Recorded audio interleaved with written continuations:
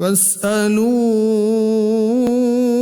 أهل الذكر إن كنتم لا تعلمون۔ بسم اللہ الرحمن الرحیم، السلام علیکم۔ فتویٰ آن کرنٹ ایشوز کے ساتھ میں ہوں آپ کا میزبان علی امیس، اور آپ دیکھ رہے ہیں جی پیغام ٹیلی ویژن۔ امید کرتے ہیں آپ جہاں ہوں گے خوش ہوں گے، بخیر و عافیت ہوں گے، اور ہمیں بھی اپنی دعاؤں میں یاد رکھتے ہوں گے۔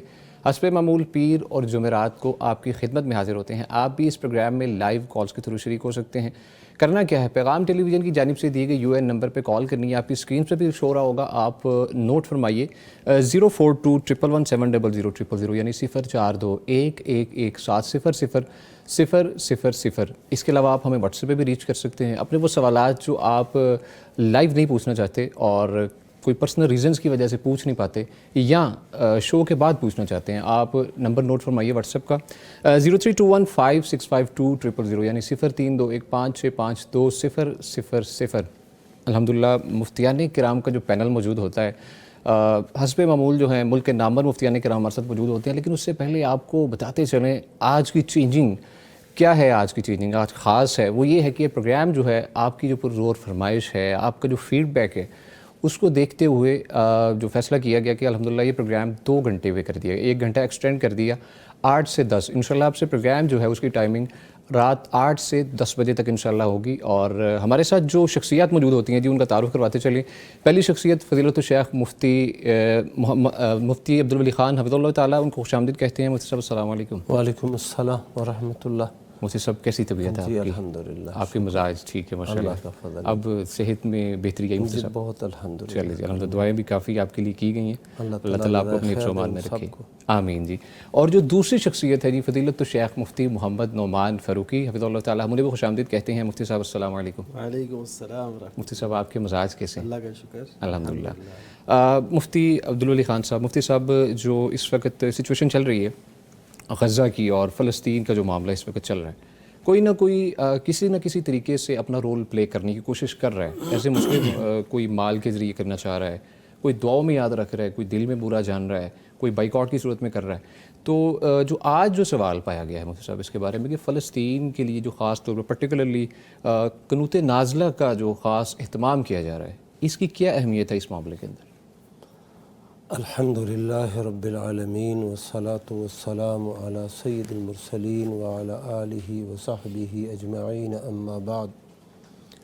قنوت نازلہ، اس کی حقیقت یہ ہے کہ جب اہل اسلام پر، اہل ایمان پر کوئی سختی آئی ہو اور بعض مسلمان کفار کی قید میں ہوں، ان کی جیلوں میں ہوں، وہ ان پہ ظلم کر رہے ہوں، اور یا بعض کفار جو ہے وہ نہایت شریر ہوں، مسلمانوں کے ساتھ ظلم کر رہے ہوں، تو مسلمانوں کی نجات کے لیے اور اسی طرح کفار کی بربادی اور تباہی کے لیے قنوت پڑھنا، قنوت نازلہ پڑھنا یہ مشروع ہے۔ نبی صلی اللہ علیہ وسلم کا یہ عمل ہے، اور بعد میں صحابہ کرام کا بھی یہی عمل رہا۔ عمر بن الخطاب رضی اللہ تعالیٰ عنہ، ان سے بھی یہ ثابت ہے۔ اللہ کے نبی صلی اللہ علیہ وسلم نے تو باقاعدہ بعض صحابہ کرام کے نام لے کے ان کی نجات کے لیے دعا فرمائی، اور نمازوں کے اندر اللہم انجل الولید ابن الولید، اے اللہ ولید ابن ولید کو نجات عطا فرما۔ اللہم نجی عیاش بن سلمہ، اے اللہ عیاش بن سلمہ کو نجات دے دے۔ اور اسی طرح بعض قبائل جو کفار تھے، حربی کافر تھے، تو ان کے لیے بد دعا فرمائی، اور ان کے لیے اللہم لعن فلانا و فلانا، فلاں کافر پر اللہ کی لعنت ہو، فلاں کافر پر اللہ کی لعنت ہو۔ بعض کفار مضر کے لیے آپ نے دعا فرمائی، اللہم اشدد وطأتک علی مضر، اے اللہ اپنی گرفت کو مضر قبیلے پر مضبوط کر دے، سخت کر دے۔ اللہم اجعلہا علیہم سنین کسنی یوسف، اے اللہ اس مضر قبیلے، کافر قبیلے پر ایسی قحط سالی لیا جس طرح کہ یوسف علیہ السلام کے زمانے میں مصر والوں پہ قحط سالی آئی تھی۔ تو یہ اس طرح کی بد دعائیں کرنا اور کافروں کے لیے جو حربی کافر ہوتے ہیں، اور مسلمانوں کی نجات اور خلاصی کے لیے یہ دعا مانگنا، یہ اللہ کے نبی صلی اللہ علیہ وسلم کا باقاعدہ طریقہ ہے اور یہ مشروع ہے۔ فرض نمازوں میں اللہ کے نبی صلی اللہ علیہ وسلم کا یہ طریقہ ہوتا تھا کہ آخری جو رکعت ہے جب رکوع سے سر اٹھاتے تھے، سمع اللہ لمن حمدہ اللہم ربنا ولک الحمد، یہ کہتے اس کے بعد وہ قنوت کی جو دعا ہے قنوت نازلہ یہ پڑھتے تھے۔ اور اس میں طریقہ یہ ہے، اچھا یہ ظہر کی نماز ہے، عصر کی نماز ہے، یہ خفیہ نمازیں ہیں، لیکن پھر بھی اس کے اندر جہراً یہ دعائیں اللہ کے نبی صلی اللہ علیہ وسلم پڑھتے تھے، اور آپ کے پیچھے جو صحابہ کرام کھڑے ہوتے تھے وَيُؤَمِّنُ مَنْ خَلْفَهُ، جو آپ کے پیچھے کھڑے ہوتے تھے وہ لوگ آمین کہتے تھے۔ تو یہ باقاعدہ طریقہ ہے اور یہ طریقہ اب بھی ہونا چاہیے۔ فلسطین کے اندر نہایت ظلم ہو رہا ہے، یہ جو یہودی کافر ہیں یہ مسلمانوں کے سب سے زیادہ بڑے دشمن ہے۔ عداوت میں اللہ نے بیان کر دیا ہے کہ اے نبی آپ پائیں گے عداوت اور دشمنی میں اہل ایمان کے لیے کن کو پائیں گے؟ سب سے زیادہ یہود کو پائیں گے اور ان لوگوں کو پائیں گے جنہوں نے شرک کیا ہے، یعنی مشرکین اور یہود یہ مسلمانوں کے بہت بڑے دشمن ہیں۔ تو ان کے لیے ان کے خلاف قنوت نازلہ اور وہاں کے مظلوم مسلمانوں کی نجات کے لیے قنوت نازلہ پڑھنا یہ بالکل مشروع ہے، لیکن قنوت نازلہ کا مطلب یہ ہونا چاہیے کہ وہ خاص جو مقصد ہے اس کے لیے یہ دعا مانگی جائے، کفار کی بربادی، محارب کفار کی اور مسلمانوں کی، ان مظلوم مسلمانوں کی نجات کے لیے۔ بعض لوگ شروع ہو جاتے ہیں قنوت نازلہ 5 منٹ 10 منٹ اس پہ لگاتے ہیں، یہ سنت کے خلاف ہے۔ اللہ کے نبی صلی اللہ علیہ وسلم نے یہ نہیں ایسی دعا نہیں مانگی کہ دعائے قنوت نازلہ شروع کر دیا، اب اس میں بیماروں کے لیے دعا مانگ رہے ہیں اور یا فقراء کے فقر کو دور کرنے کے لیے دعا مانگ رہے ہیں، یہ ایسا نہیں ہے۔ جو مقصد ہے وہی مقصد مد نظر رکھو، دعا مانگو، مختصر سی دعا مانگو، 1 منٹ کی ہے، 1.5 منٹ کی ہے، کم ہو بیش جو بھی ہے، لیکن اب اس کو 5 منٹ پر لے جاتے ہیں آپ، جو ہے نا مزید سارے جو مسائل تمہارے ہیں اس کو شامل کر لیتے ہیں، یہ نہیں ہے درست۔ ٹھیک ہے جی، بہت شکریہ مفتی صاحب، مفتی نعمان فاروقی صاحب۔ مفتی صاحب کوئی شخص اگر زکوٰۃ دینا چاہتا ہے یا صدقات دینا چاہتا ہے تو فلسطینی عوام کو دیے جا سکتے ہیں؟ مفتی صاحب آپ کو میں ڈسٹرب کر رہا ہوں، کالر آن لائن ہے، آپ کی اجازت سے ان کی جانب بڑھنا چاہوں گا۔ جی السلام علیکم۔ وعلیکم السلام۔ جی بہن کیا پوچھنا چاہیں گی آپ؟ الحمدللہ جی، سن پا رہی ہیں آپ؟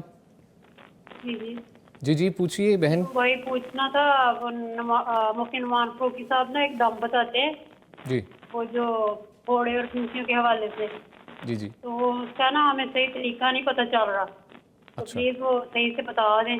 جو دم کرتے ہیں نا تو وہ جب انگلی رکھتے ہیں مٹی پہ زمین پہ تو ادھر ہی دم کرنا ہوتا ہے کہ کسی برتن میں لے لیں؟ اچھا تو ٹھیک ہے جی، اور لگانا کتنا دیر ہوتا ہے؟ اوکے، تو کیا طریقہ کار سارا پلیز بتا دیں۔ ٹھیک ہے جی، بہت شکریہ کال کرنے کے لیے بہن۔ مفتی نعمان فاروقی صاحب، مفتی صاحب فرمائیے گا۔ جی، اس کا طریقہ یہی ہے کہ انگلی کو اپنا تھوڑا سا تھوک لگایا جائے، اچھا، تھوڑا سا تر کرنا ہے اس کو، ٹھیک ہے، اور اس کے بعد اس پہ تھوڑی سی مٹی لگانی ہے، تھوڑی سی مٹی کہیں سے بھی، وہ گملے میں ہو، وہ فرش پہ ہو، کسی بھی جگہ پہ، جی کیونکہ اس دعا کے اندر ان دونوں باتوں کا تذکرہ ہے۔ ٹھیک ہے، تو پھر یہ کہنا ہے بسم اللہ، یعنی اللہ کے نام سے، یہ پہلی بات ہے۔ ٹھیک ہے، تربت ارضنا، ہمارے زمین کی مٹی سے، اور بریقت بازنا، ہمارے میں سے کسی ایک کی تھوک سے، لعاب سے، یشفا بھی سقیمنا، اس کے ذریعے سے اللہ تعالیٰ ہمارے بیمار کو شفا دے، باذن ربنا، پھر بعد میں پھر ہمارے رب کی حکم سے، اس کی اجازت سے ایسا ہوگا۔ یعنی پہلے بھی اللہ کا نام، آخر میں بھی یہ، اور اپنے آپ کو ایک مجہول سی چیز کہہ کے اللہ کے سامنے عاجزی کا پیکر بنا کے پیش کرنا، تو یہ اصل وہ طریقہ ہے۔ تو بس اس کو لگانا ہے، اور جس جگہ پہ پھنسی ہے، کوئی دانہ ہے، کوئی ایسی چیز، تو وہاں پہ بس لگا لیں ہاتھ، وہی جو انگلی ہے، اور یہ دعا پڑھیں، بس انشاءاللہ اللہ تعالیٰ خیر فرما دیں گے۔ انہوں نے سوال کیا تھا پھونکنا بھی، اس میں پھونک مارنی نہیں، وہ یہ چیز جو لعاب لگایا یہ اس میں شامل ہے۔ ٹھیک ہے جی، بہت شکریہ مفتی صاحب۔ ایک اور کالر ان کی جانب بڑھتے ہیں۔ جی السلام علیکم۔ जी वालेकुम सलाम सर।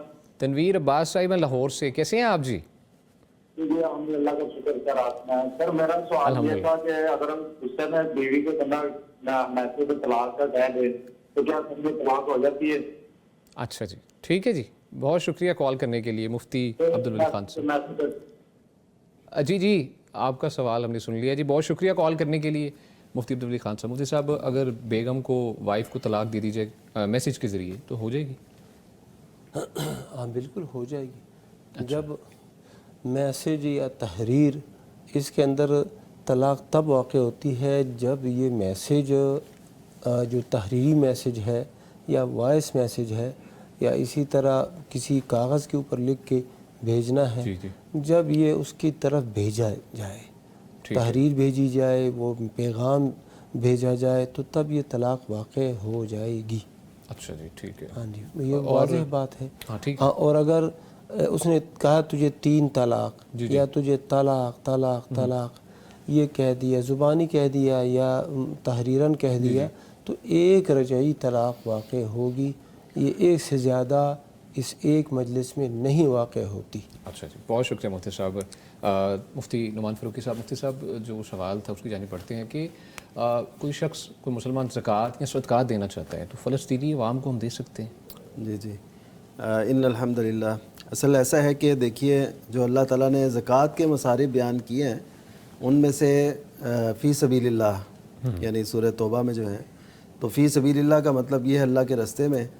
तो उसमें अल्लाह के रस्ते में सबसे अव्वलीन जो आता है वो जिहाद है, और इस पर तमाम मुफस्सिरीन, तमाम शारिहीन और फ़ुक़हा वो मुत्तफ़िक़ हैं कि जिहाद तो इसमें आता ही आता है। बाकी कोई आता है नहीं आता उसमें इख्तिलाफ़ात भी हैं, लेकिन जिहाद तो अव्वलीन है। यानी ज़कात के पैसे आप जिहाद पे दे सकते हैं। ठीक है। और इसमें भी कोई शक नहीं है कि मज़लूमों की मदद के लिए जो भी इक़दाम किया जाए वो जिहाद क़िताल फ़ी सबीलिल्लाह में आता है। बिल्कुल ऐसे। तो इसमें तो कोई दूसरी राय नहीं है। बाकी ये है कि उन तक पहुंचाना ये वक्त की एक अहम ज़रूरत भी है। बिल्कुल। तो एक तरफ हम पहुंचा रहे हैं उनकी तरफ और पहुंचाने की कोशिश और जस्तजू कि वो ज़िंदगी जी सकें, जो बच गए हैं, जो रह गए हैं, अल्लाह ताला उनकी ज़िंदगी की बका रखे और उन्हें आफ़ियत वाली ज़िंदगी दे, सेहत और सलामती से वो रहें। जी जी। और अल्लाह ताला जो शुहादा हैं अल्लाह ताला उनकी बख्शिश फरमाए। आमीन, आमीन। तो ये कि हमें ख़र्च ज़रूर करना चाहिए। नबी करीम सल्लल्लाहु अलैहि वसल्लम ने सबसे ज़्यादा जो अपनी मुबारक ज़िंदगी के अंदर इक़दाम किया, जी जी।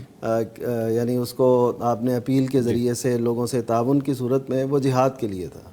सबसे ज़्यादा जो आप सल्लल्लाहु अलैहि वसल्लम ने की कोशिश वो जिहाद के लिए थी। जैसे तबूक का मरहला है, नबी सल्लल्लाहु अलैहि वसल्लम सैयदना उस्मान बिन अफ़्फ़ान रज़ी अल्लाह तआला के सदक़ात को कैसे अपने हाथ पे उछाल रहे थे और साथ फरमा रहे थे कि मा ज़र्रा उस्मान मा अमिला बादल यौम, कि उस्मान रज़ी अल्लाह तआला ने आज के बाद जो भी करें उनको कोई चीज़ नुकसान नहीं पहुँचाएगी। यानी उन्होंने इस कदर अपने ईमान की गवाही इस सूरत में पेश कर दी है।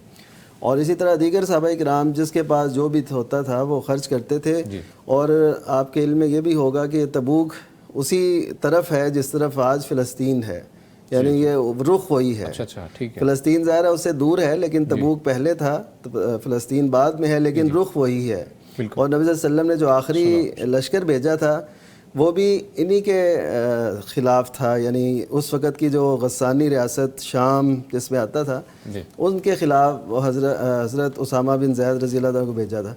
तो एक दाम जो है ना, जितने भी होते हैं ये वसाइल के ज़रिए होते हैं, और नबी सल्लल्लाहु अलैहि वसल्लम ने इसके लिए भरपूर लोगों से ताउन लिया। और उसी मौके पे हज़रत अबू बकर और हज़रत उमर का मुकाबला भी हुआ वो माल लाने में। तो इसका मतलब है हमें जिहाद पे दिल खोल के ख़र्च करना चाहिए। और इसका दूसरा पहलू ये है कि एक तरफ हम जिहाद पे ख़र्च करते रहें और हमारे मुसलमान भाई जिहाद के लिए ख़र्च करते रहें, और दूसरी तरफ हम उन्हीं की चीज़ें ख़रीद कर उन्हें सपोर्ट करते रहें। तो इसका मतलब है कि हम वो जिहाद के मकासद को नहीं समझ सके। सैयदना काब बिन मालिक रज़ी अल्लाह तआला अन्हु शायर थे, वो शेर गोई करते थे। तो कुरान मजीद में जब वशुअरा यत्तबिहुमुल गावून इस किस्म की आयात आई कि शुअरा जो होते हैं ये वादियों में घूमते रहते हैं और इनके पीछे लगने वाले भी गुमराह लोग होते हैं, तो उन्होंने अर्ज़ की कि आप जानते हैं, नबी सल्लल्लाहु अलैहि वसल्लम से अर्ज़ की कि आप जानते हैं कुरान मजीद में अल्लाह ताला ने क्या फ़रमाया शुअरा के मुतल्लिक। तो नबी सल्लल्लाहु अलैहि वसल्लम ने फरमाया कि मोमिन जो है अपनी जान से भी, अपने माल से भी और अपनी ज़बान से भी जिहाद करता है। इसका मतलब है माल से भी जिहाद होता है और कहने से भी जिहाद होता है, ज़बान से भी जिहाद होता है। हम जो ये पैगाम पहुँचा रहे हैं یہ بھی جہاد ہے. اور جتنے لوگ اس قسم کی کاوشیں کر رہے ہیں وہ سب جہاد کے ضمن میں آتا ہے. اور اس طرح جو مال خرچ کر رہا ہے یہ بھی جہاد ہے.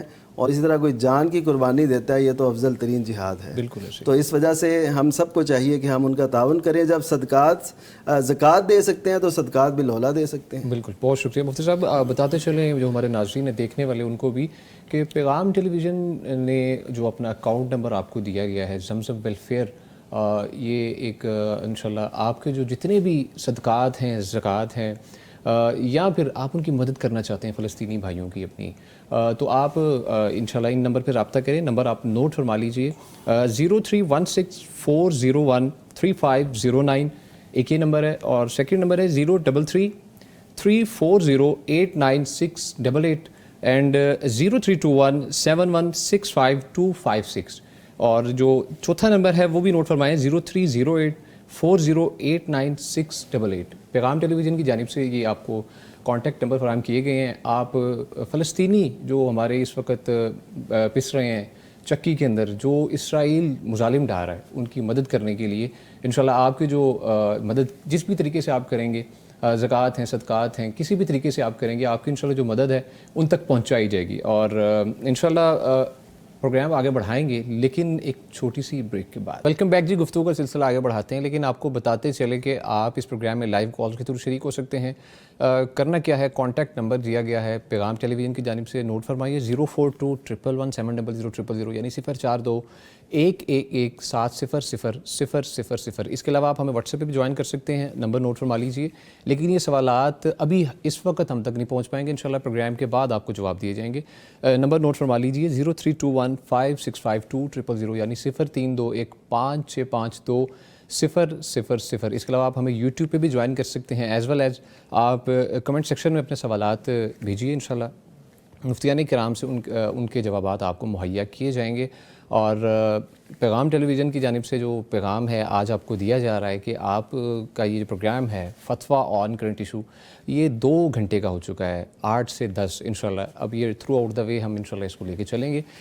مفتی عبدالولی خان صاحب کی جانب بڑھتے ہیں. مفتی صاحب آپ کی جانب بڑھنے سے پہلے کالر کی جانب بڑھ لیں. ٹھیک ہے جی, بہت شکریہ. السلام علیکم. وعلیکم السلام. جی بہن, کیا پوچھنا چاہیں گی, آپ پوچھیے. میرا نا یہ کوشچن ہے کہ میں نا جو بھی چیز کرنے لگتی ہوں نا, مطلب جو مجھے لگتا ہے یہ میرے ہاتھ میں بہتر ہوگی, اور اس پہ میں اپنی ایفرٹس کرتی ہوں, اور مطلب دعا وغیرہ کرنا اور محنت کرنا کہ یہ چیز ٹھیک رہے, ٹھیک چلتی رہے, اور اسی میں نا کمپلیکیشنز آ جاتی ہیں کوئی نہ کوئی. فار ایگزامپل لائک میرا رشتہ آیا تھا, he was my fellow, class fellow, and انہوں نے مطلب میرے گھر رشتہ بھیجا تھا میرا. اچھا. تو ہاں, پھر وہ مطلب دیکھا وغیرہ, ماما وغیرہ نے, انہوں نے دیکھا, انہوں نے پسند کیا, اور مطلب انہوں نے پسند کر لیا تھا. اینڈ دین فیملیز میں ایشو آتے رہے ان کے گھر والوں کی طرف سے, کبھی کیا, اینڈ وہ رشتہ آلموسٹ 1.5 years چلا ہے. مطلب کہ لڑائیاں وغیرہ ہوتی ہیں, میں مطلب پھر بھی بتاتی تھی کہ نہیں میرا مطلب پہلا رشتہ آیا تھا, اینڈ اب اتنی دیر ہو گئی ہے, میں اس کو مطلب پازیٹیو وے میں لے کے چلتی ہوں. مطلب میں اپنی طرف سے ایفرٹ کرتی رہی, ایون کہ استخارہ وغیرہ میں نے کیا, کافی کچھ کیا. کہ یا اگر مطلب ایسے اگر مسئلے آ رہے ہیں تو مجھے پہلے سے پتہ چل جائے, اگر اللہ تعالیٰ اشارہ دینے کی میرے حق میں بہتر نہیں ہے, پھر میں اس طرف بھی سوچتی ہوں کہ ایک طرف اگر یہ میرے لیے بہتر نہ ہوتا تو پھر مطلب تبھی جب رشتہ ہونا ہوتا تبھی نہ ہوتا نا. بالکل. تو اس لیے مسئلہ میں نا تھوڑی پریشان ہوں. نا اس کے بعد میں نے کافی بیٹھنا تھا, میں بھی مسئلے آ گئے. جی آپ کے تمام تر مسائل, آپ جو بھی کام سٹارٹ کرنا چاہتے ہیں مسائل کا سامنا کرنا پڑتا ہے, کمپلیکیشنز آتی ہیں. ٹھیک ہے جی, آپ کا سوال انشاءاللہ مفتیان کرام کی جانب بھیجتے ہیں, ان سے پوچھتے ہیں. مفتی نعمان فاروقی صاحب آپ کی جانب بڑھتے ہیں. مفتی صاحب سوال آپ نے سنا, کوئی بھی کام کرنا چاہ رہی ہیں, کمپلیکیشنز کا شکار ہیں, اور کہیں نہ کہیں انہیں مشکلات جو ہے نا وہ گھیر لیتی ہیں. جی عربی کا ایک مقولہ ہے کہ کل امر مرہون باوقاتی, کہ ہر امر کا ایک وقت مقرر کیا ہوا ہے، وہ اس کے لیے رہن رکھا ہوا ہے، یعنی اسی وقت میں وہ ہونا ہے. جی تو ابھی جیسے لکل اجل کتاب، ہاں یہ بھی ایک یہ تو قرآن مجید میں لکل اجل کتاب کہ ہر ایک وقت کا ایک کام کا وقت مقرر ہے اور اس وقت وہ ہوتا ہے. تو باقی یہ تو میرا خیال ہے یہ تو ابھی پہلے رشتے کے بعد ہی اس طرح ان کو نہیں کرنا چاہیے. یہ 60 نہیں ہونا چاہیے. زندگی تو بڑی جہد مسلسل کا نام ہے اور اس کو صبر اور تحملی سے لے کے جایا جا سکتا ہے. یہاں پہ تو کئی رشتے 20 رشتے لوگ آتے جاتے رہتے ہیں اور ایسے ہوتا ہے. تو میں ان سے یہی کہوں گا کہ امید کا دامن تھام کے رکھیں، بالکل پریشانی میں نہ جائیں اور بالکل ایزی رہیں. وہ تو یہ ان دعاؤں ہی کا اثر ہوتا ہے جو استخارہ وغیرہ انہوں نے کیا نا، اسی کا اثر ہوتا ہے. بظاہر لگ رہا ہوتا ہے یہ بڑا اچھا ہے، اور قرآن مجید میں جو اللہ نے فرمایا آسان تکرہوا شیئا فہو خیر لکم، کہ ہو سکتا ہے تم کسی چیز کو تم ناپسند کر رہے ہو تمہارے لیے بہتر، اور اس کے برعکس بھی ہو سکتا ہے تم کسی چیز کو پسند کر رہے ہو تمہارے لیے اچھی نہ ہو. تو یہ اگرچہ پسند کر رہی ہوں اپنے کلاس فیلو کے حساب سے، اور یہ مجھے بڑا اچھا لگا کہ یعنی کلاس فیلوز ہیں، آپس میں کوئی ایسا تعلق نہیں ہے، بڑوں کے ذریعے پیغام آیا اور یہ بالکل ٹھیک طریقہ ہے. تو یہ بڑا اچھا پازیٹیو پہلو ہے. تو اس میں مزید کوشش اور جستجو اللہ تعالیٰ سے دعائیں، اور اس سے کبھی مایوس نہیں ہونا اور اچھے سے اچھے کی امید رکھ کے اور اپنی ایفرٹ اپنی دعائیں ان میں کوئی کمی نہیں لانی. نبی صلی اللہ علیہ وسلم کے ارشاد کے مطابق کہ جو شخص خوشحالی میں یعنی عام حالات میں اللہ کو یاد رکھتا ہے نا، تو تنگ حالی میں اللہ تعالیٰ پھر اسے یاد رکھتا ہے. تو یہ خوشحالی کے دن ہیں، نوجوانی کا عالم ہے، یہ اللہ تعالیٰ سے مانگتی رہیں تو دیکھیں اللہ تعالیٰ کیسا ہیرا ان کے دامن میں ڈالے گا انشاءاللہ. ٹھیک ہے. اب مفتی صاحب کوئی ایسی کوئی آیت وظیفہ جی کوئی چیز جس کو ورد کرتے رہیں پرٹیکولرلی اس کے لیے نماز اور چیزیں ساری کر رہے ہیں ماشاء اللہ. اس کے لیے ربنا آتنا فی الدنیا حسنۃ وفی الآخرۃ حسنۃ وقنا عذاب النار، یہ بڑی جامع دعا ہے. نبی کریم صلی اللہ علیہ وسلم اکثر یہ مانگا کرتے تھے، اور دیکھیے اللہ تعالیٰ نے آپ صلی اللہ علیہ وسلم کو کیسے زندگی کے ہم سفر دیے، کتنی پیاری ازواج اور آپ کا جو اللہ سے تعلق ہے جو سارا کچھ. تو اس سے بہت فائدہ ہوتا ہے. حسنہ سے ہم صرف یہ سمجھتے ہیں شاید دنیا کی، اس بہت جامع لفظ ہے، بہت ہی جامع لفظ ہے. اس میں دنیا کی ہر اچھائی آ جاتی ہے، اخلاق کردار سے لے کے جو نعمتیں ہیں جو انعامات ہیں وہ سب اس میں آ جاتے ہیں. تو نیت یہ رکھ لیں کہ مجھے اچھا میرا زندگی کا ہم سفر مل جائے، لائف پارٹنر مل جائے، تو انشاءاللہ اللہ تعالیٰ ضرور اللہ تعالیٰ ان کے لیے شادیاں پیدا فرمائے. ہماری طرف سے دعا ہے. مفتی عبدالولی خان صاحب، مفتی صاحب ہمارے بھائی ہیں، انہوں نے پوچھا ہے کہ اسلامک کانٹینٹ ویڈیو اپلوڈ کرتے ہیں سوشل میڈیا کے اوپر یوٹیوب پہ، تو اس سے جو ارننگ ہوتی ہے وہ حلال ہے یا حرام؟ جی اگر وہ ویڈیوز اسلامک ویڈیوز ہیں، دینی ویڈیوز ہیں اور درست جو ہے نا مضامین پر مشتمل ہے، مستند، تو جب لوگ اسے دیکھتے ہیں تو اس سے جو آمدنی ہوتی ہے جائز ہے. ٹھیک ہے. لیکن اس کے لیے ضروری یہ ہے کہ انہوں نے وہ جو ایڈ اس پر آتے ہیں وہ ایڈ اور جو اشتہارات اسی کی کمائی ہوتی ہے. بالکل ایسی. ہاں جی. تو وہ اشتہارات اس طرح کے اشتہارات نہ ہوں جو ناجائز اشتہارات ہوں، اور اسی طرح فحاشی اور بد امنی پھیلانے والے اشتہارات ہوں، یہ نہ ہوں. اور دوسری بات یہ ہے کہ وہ ویڈیوز ان کی اپنی ویڈیوز ہوں یا ایسے لوگوں کی ویڈیوز ہوں جنہوں نے اجازت دی ہے کہ کوئی بھی ان کی ویڈیوز کو اپلوڈ کر سکتا ہے. کاپی رائٹ فری ہوتی ہیں ویڈیوز. بالکل ایسے ہی. تو ٹھیک ہے، اس کی آمدنی حلال ہے. جو آپ نے بات کی ہے ایڈز کی، یوٹیوب بھی اس کی اجازت دیتا ہے کہ آپ چوز کر سکیں کس طرح کی ایڈ چلنی چاہیے. تو اس چیز کا خیال رکھ کے انشاءاللہ ارننگ حلال ہے. بالکل حلال. ٹھیک ہے جی، بہت شکریہ مفتی صاحب. مفتی صاحب آپ کی جانب بڑھنے سے پہلے کالر کی جانب بڑھتے ہیں آپ کی اجازت سے. جی السلام علیکم.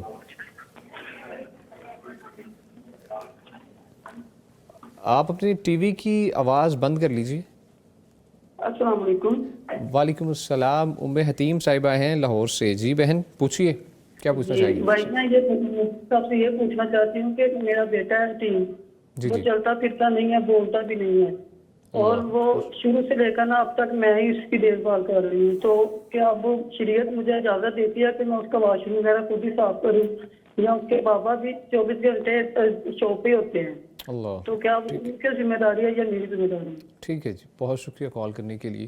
مفتی نعمان فاروقی صاحب مجھے فرمائیے گا. جی وہ ظاہر ہے ایسی صورت میں جب کوئی اور نہیں ہے سورس اور کوئی ذریعہ نہیں ہے، اور یہ ان کی والدہ ان کے لیے ظاہر ہے محرم ہیں، اور کر सकते इसमें कोई जी जी कोई इसमें जी इसमें कोई ऐसी कबाहत वाली बात नहीं है, और हम दुआ गो हैं अल्लाह ताला उसे सेहत दे, कोई ऐसा अपनी कुदरत कामिला से ऐसा इजहार फरमाए।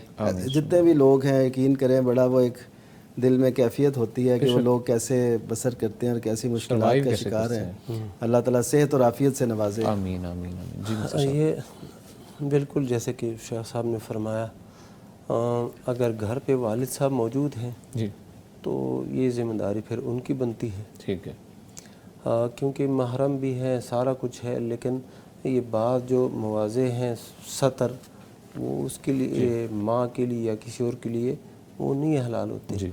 लेकिन जब बाप है तो बाप के लिए गुंजाइश है, बाप नहीं है तो फिर माँ ये फरीज़ा सर अंजाम दे और उनके लिए कोई ममानात नहीं है। ठीक है। और अल्लाह ताला इसको अजर भी देगा कि बेटे की ना ये इस तरह भी जब छोटा था तो फिर तो खिदमत करती रही, अब बड़ा हो गया है फिर भी खिदमत इनके ज़िम्मे है, तो अल्लाह ताला इनको अजर भी देगा। आमीन आमीन। और हम दुआ भी करते हैं अल्लाह ताला उनको सेहत दे। आमीन सुम्मा आमीन। जी बहुत शुक्रिया मुफ्ती साहब। मुफ्ती नुमान फ़ारूकी साहब आपके जान बढ़ते हैं।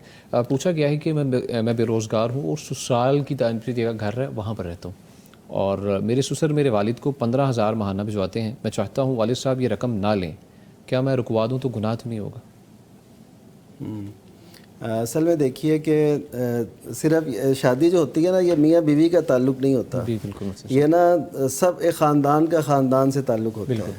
तो हर एक का दिल करता है कि एक दूसरे के साथ हुस्न सलूक और हुस्न माशरत वो कायम की जाए, और यही उस शादी का हुस्न होता है। तो हो सकता है वो पहले से भी अजीज़ हों, जानते हों, वो अपने तौर पे मदद कर रहे हैं, तो इनको दरमियान में वो रुकावट नहीं बनना चाहिए। बल्कि अगर ये ऐसा कर सकें कि उनके इवज़ ये ख़ुद कमा के और ऐसा करें, ये दुआ करें अल्लाह ताला से, अल्लाह मुझे दे, मैं अपने वालिद की तमाम ज़रूरियात अपने वालिदैन की वो पूरी करूं और मुझे हाजत ना रहे। लेकिन जब आ रहा है और उनको ज़रूरत भी है और ख़ुद भी ये रोज़गार हैं, बेरोज़गार हैं, तो फिर ये उनका भी बंद करवा दें, तो मेरे ख़्याल में ये फिर अच्छा इक़दाम नहीं होगा। वालिद साहब को अगर पता चले कि किसकी तरफ से ऐसे हुआ है, वो तो फिर अपने साहबजादे को अच्छी खबर लेंगे उनकी। जी बिल्कुल। तो इस वजह से हमें चाहिए कि जो सिलसिला चल रहा है जारी है, तो लेकिन यह है कि शरीयत हमें ये ज़रूर कहती है कि तुम देने वाले बनो, तो इस तरफ आना चाहिए। हाँ ठीक है, कोशिश इसकी जी जी कोशिश इस तरफ होनी। बहुत शुक्रिया। ये खुद भी इससे निकले इस मुश्किल से जी, और अपने वालिद साहब को उनके लिए भी सानियत अता फरमाए। जी अस्सलाम वालेकुम। जी वालेकुम अस्सलाम। मोहम्मद नईम असलम साहिब हैं साहिवाल से, कैसे हैं आप? जी अल्हम्दुलिल्लाह सर, आप सुनाएं। अल्हम्दुलिल्लाह, अल्लाह का शुक्र। क्या पूछना चाहेंगे? जी सर, मेरी ना वाला मोहतरमा का ये सवाल था कि हाजी अकबरी है जो जी उसके बारे में सवाल था कि वो कर्जा लेके या उधार किसी से लेके हो सकता है ताकि आते ही बंदे के पास पॉसिबल हो के मुझे 10 या इसी पैसे मिले हैं जी जी तो बंदा दे सके, ठीक क्या ये इतना पॉसिबल है या नहीं है? अच्छा जी। सुनने में तो यही आया कि उधार पैसे लेके नहीं, मगर मैंने कहा शायद कोई मसाइल हो या मसला हो इस बारे में। जी ठीक है जी, बहुत शुक्रिया आपने कॉल की। मुफ्ती अब्दुल वली खान साहब, मुफ्ती साहब हज कर्ज लेके किया जा सकता है या नहीं किया जा सकता, और कह रहे हैं कि कर्जा पॉसिबिलिटी है कि हम वापस आगे लौटा दें, अल्लाह ताला असबाब पैदा फरमा दें, ऐसी सूरत जायज़? कर्जा लेके हज करना जायज़ है इस शर्त के साथ कि बंदा वो कर्जा देने का फिर अहल भी हो, बाद में उसके पास ऐसे वसाइल आने की उम्मीद हो कि वो कर्जा अदा कर सके। ठीक है, वो ये ना अदा कर सकता है तो फिर इस सूरत में कर्जा लेके हम बहुत सी दीगर कामों के लिए, दुनियावी कामों के लिए कर्जा लेते हैं, और ये उम्मीद होती है कि महीने बाद, 2 महीने बाद, साल बाद हम ये कर्जा वापस कर देंगे। तो ऐसा लेना जायज़ है, तो हज के लिए भी लेना जायज़ है, लेकिन जब ये उम्मीद हो कि मैं ये पैसे वापस कर दूंगा और कर सकूंगा। लेकिन अगर ये उम्मीद ना हो, कोई ज़रिया है भी नहीं, कोई दारुल अस्बाब के अंदर कोई ऐसा सबब बंदे को नहीं नज़र आ रहा, तो फिर अपने ऊपर बोझ न डाले। ठीक है जी, बहुत शुक्रिया। मुफ्ती साहब कॉलर है, उनकी जानिब बढ़ते हैं जी। अस्सलाम वालेकुम। वालेकुम अस्सलाम जी। असलम साहिब हैं शेखपुरा से, कैसे हैं आप? अब्दुल जब्बार बात कर रहा हूँ फैसलाबाद। जी अब्दुल जब्बार साहिब फैसलाबाद से, कैसे हैं आप जी? आप सुन पा रहे हैं मुझे? मुझे लगता है कोई लाइन ड्रॉप हो चुकी है मुफ्ती साहब, इंशाल्लाह दोबारा रब्ता करने की कोशिश करते हैं। अपने सवालात की जानिब बढ़ते हैं मुफ्ती साहब। पूछा गया है कि पाकिस्तान में रहते हुए इशा के बाद तालीम दिया करता था, अब बाहर आ गया हूँ, तो क्या मुझे अजर मिलता रहेगा इसका? अगर ये सिलसिला इन्होंने शुरू किया था तालीम का ये सिलसिला, और वही इस सिलसिले के बानी थे, तो उनके जाने के बाद भी अगर ये सिलसिला कायम है तो इनको इस बुनियाद रखने की वजह से अजर मिलता रहेगा कि मन सन्न सुन्नतन हसनतन फिल इस्लाम में, अल्लाह के नबी सल्लल्लाहु अलैहि वसल्लम का इरशाद मुबारक है, जिसने इस्लाम के अंदर एक अच्छा तरीक़ा जारी कर दिया तो उसके लिए बाद में भी उसका अजर मिलता रहेगा। तो अगर ये सूरत है कि वो तरीक़ा वो इशा के बाद तालीम का सिलसिला किसी मस्जिद में या किसी भी जगह में इन्होंने शुरू किया था और इनके जाने के बाद भी वो सिलसिला कायम है, तो इंशाअल्लाह इनको इब्तिदा करने की वजह से, बुनियाद रखने की वजह से अजर मिलता रहेगा। ठीक है। इसमें थोड़ी सी वो वजाहत ये कि वो ये इससे कोई ना समझे कि कोई भी तरीका हम इख्तियार कर सकते हैं। मन सन्ना फिल इस्लामी, लोग इससे कुछ और भी मुराद लेते हैं। अच्छा, यानी जो दीन में चीज़ें ऐड की जाती हैं या ऐसे शामिल की जाती हैं, उनको एक सवाब का काम समझ के किया जाता है, इसको भी लोग ये समझते हैं कि ये सारे काम जायज़। तो उसकी शेख साहब वज़ाहत नहीं वो है उसमें ना सुन्नतन हसना, यानी कि अच्छा तरीक़ा, और अच्छा तरीक़ा वो है जो सुन्नत से साबित हो, जो कुरान मजीद से साबित हो। हम अपने तौर पर कहें कि ये अच्छा है, ये हम नहीं कह सकते जब तक शरीयत की तरफ से उस बारे में कोई दलील मौजूद ना हो। अच्छा जी, ठीक है जी, बहुत शुक्रिया मुफ्ती साहब। मुफ्ती नुमान फ़ारूकी साहब आपकी जानिब बढ़ते हैं। फरमाइए कि सुना है सवारी वाले जानवर को कुर्बान करना जायज़ नहीं, तो ऊँट पर सवारी की जाती है, तो इस सूरत में इसे कुर्बान किया जा सकता है? सही। लोगों के ना अपने तसव्वुरात कुछ मौजूद होते हैं और उसे मुआशरे में ख़त्म होना चाहिए। ये भी उसी तरह का एक, जैसे उन्होंने बात भी कही, सुना है जी, सुना तो है। हाँ जी, लोग ना ऐसी बातें मशहूर कर देते हैं। अच्छा, नबी सल्लल्लाहु अलैहि वसल्लम के हद में ऐसे हुआ, ये सही बुखारी की रिवायत है कि नबी सल्लल्लाहु अलैहि वसल्लम तशरीफ़ ले जा रहे थे, तो एक सहाबी जो हैं वो अपने ऊँट को पकड़े जा रहे थे, तो आपने फरमाया कि इस पे सवार हो जा, इस पे सवार हो जा। तो वो कहता है इन्नहा बदना, ये तो कुर्बानी का जानवर है। तो आपने फिर फरमाया कि सवार हो जा। फिर तीसरी मरतबा आपने ज़रा ज़ोर से फरमाया दे के सवार हो जाए। ये यानी उनका तसव्वुर भी ये था कि जी जो कुर्बान होना जानवर उससे सवार नहीं होना। तो ऐसे देखें वो 1400 साल पहले के चले आ रहे हैं, लेकिन नबी सल्लल्लाहु अलैहि वसल्लम की जो तालीमात हैं वो उससे हम आशना नहीं होते। तो इसका मतलब ये है कि जो नबी सल्लल्लाहु अलैहि वसल्लम ने फरमाया है वो दीन है, जो कुरान मजीद में है वो दीन है, और जो लोग बना लेते हैं जो सुना है, ऐसी कोई दलील नहीं है कि हाँ कुर्बानी के जानवर पे आप सवार नहीं हो सकते। ऊँट है, ज़ाहिर है, उससे दोनों काम लिए जा सकते हैं। बेशक, ठीक है, ठीक है जी, बहुत शुक्रिया मुफ्ती साहब। कॉलर की जानिब पढ़ते हैं जी। अस्सलाम वालेकुम। वालेकुम अस्सलाम। मिसेस अब्दुल्ला साहिबा हैं जंग से। बहन क्या पूछना चाहेंगी? वो पूछना था नुमान फ़ारूकी साहब से जी। कि मेरी बेटी 18 साल की है जी। तो 5 साल की थी जब से ना उसके मुंह में छाले मार गए। अच्छा। हमने बहुत ज्यादा इलाज भी करवाए तो वो ठीक नहीं हो पा रही थी। दवाई ली है ना जी, तो 1-2 दिन फर्क पड़ता है, फिर उसके बाद वही कंडीशन। तो इनसे कोई वजीफा पूछ के बता दें।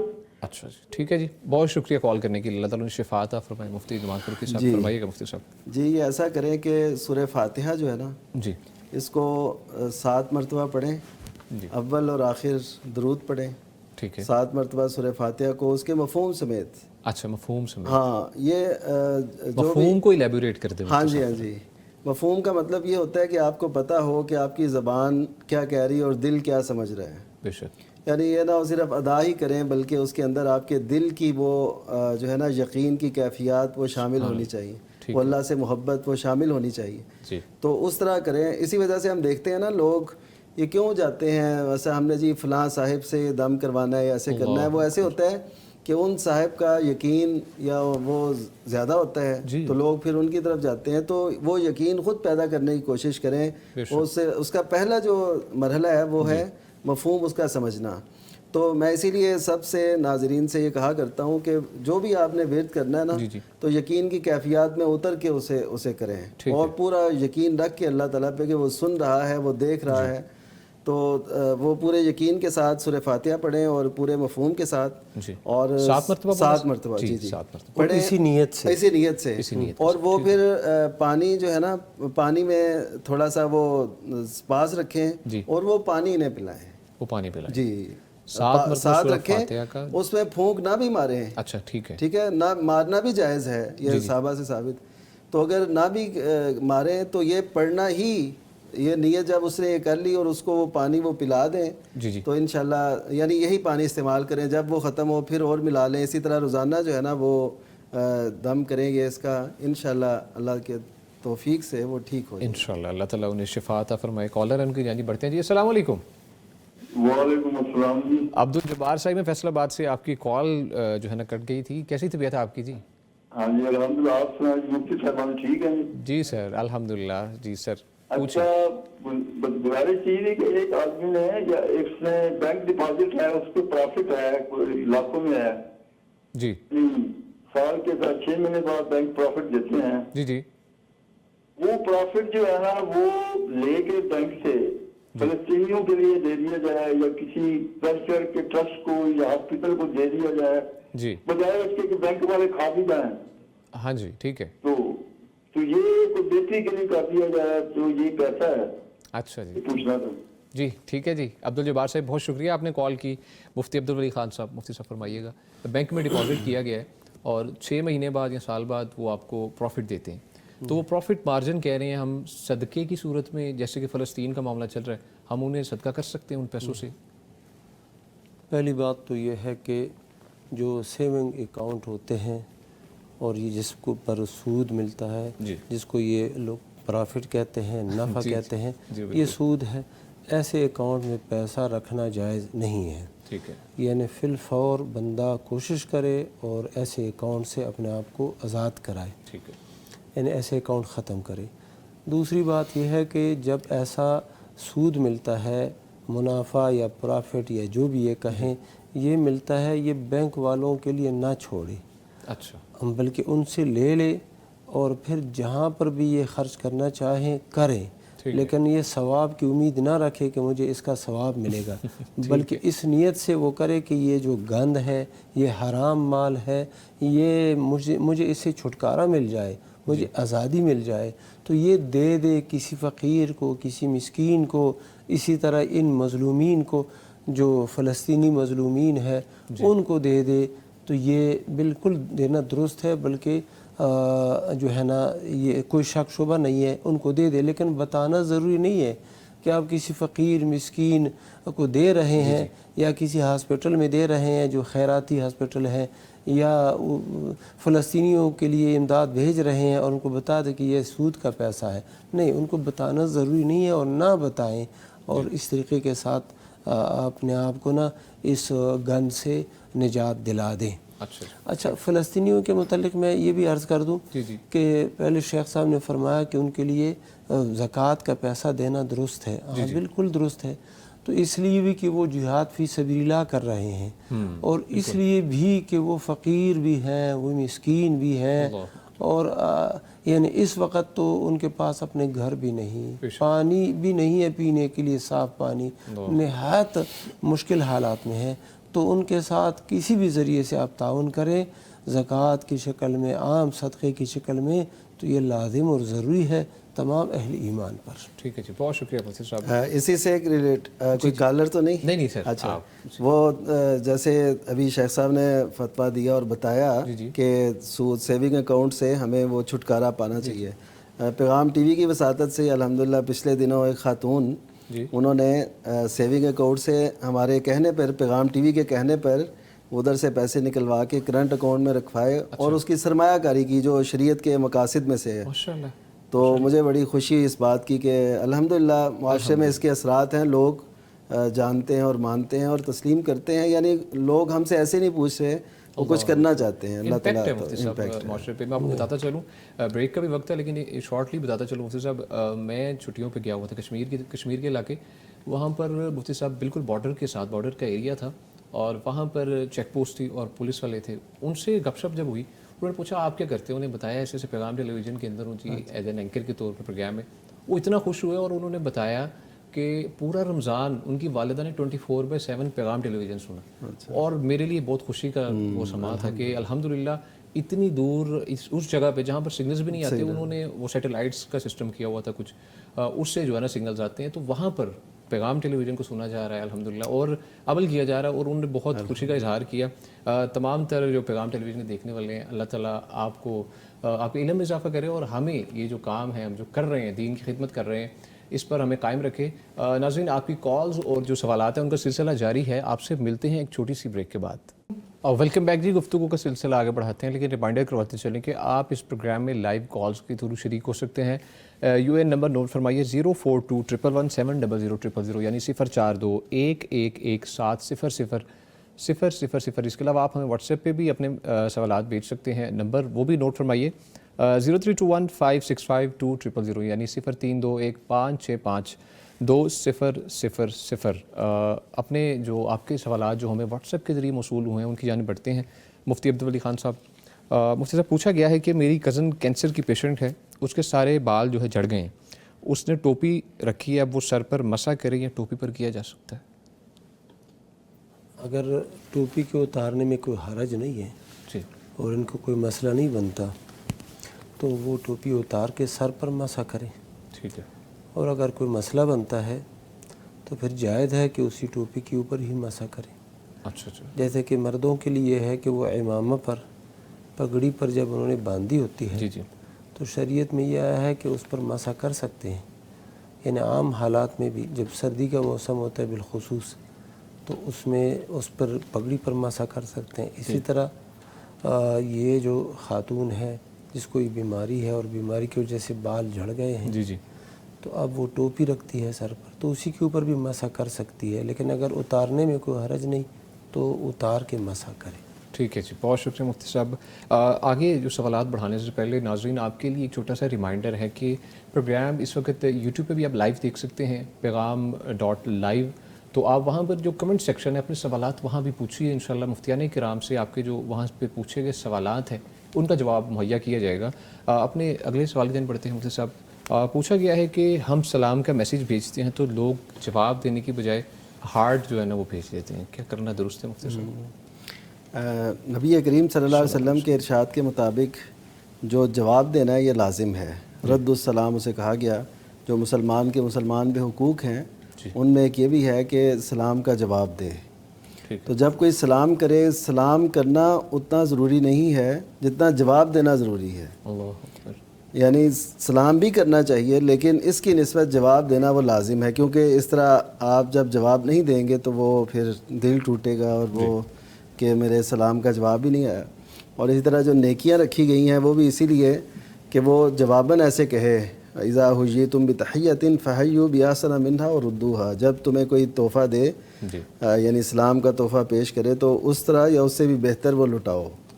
تو دعائیں ایسے دینی چاہیے, اور یہ ذہن میں رکھیں.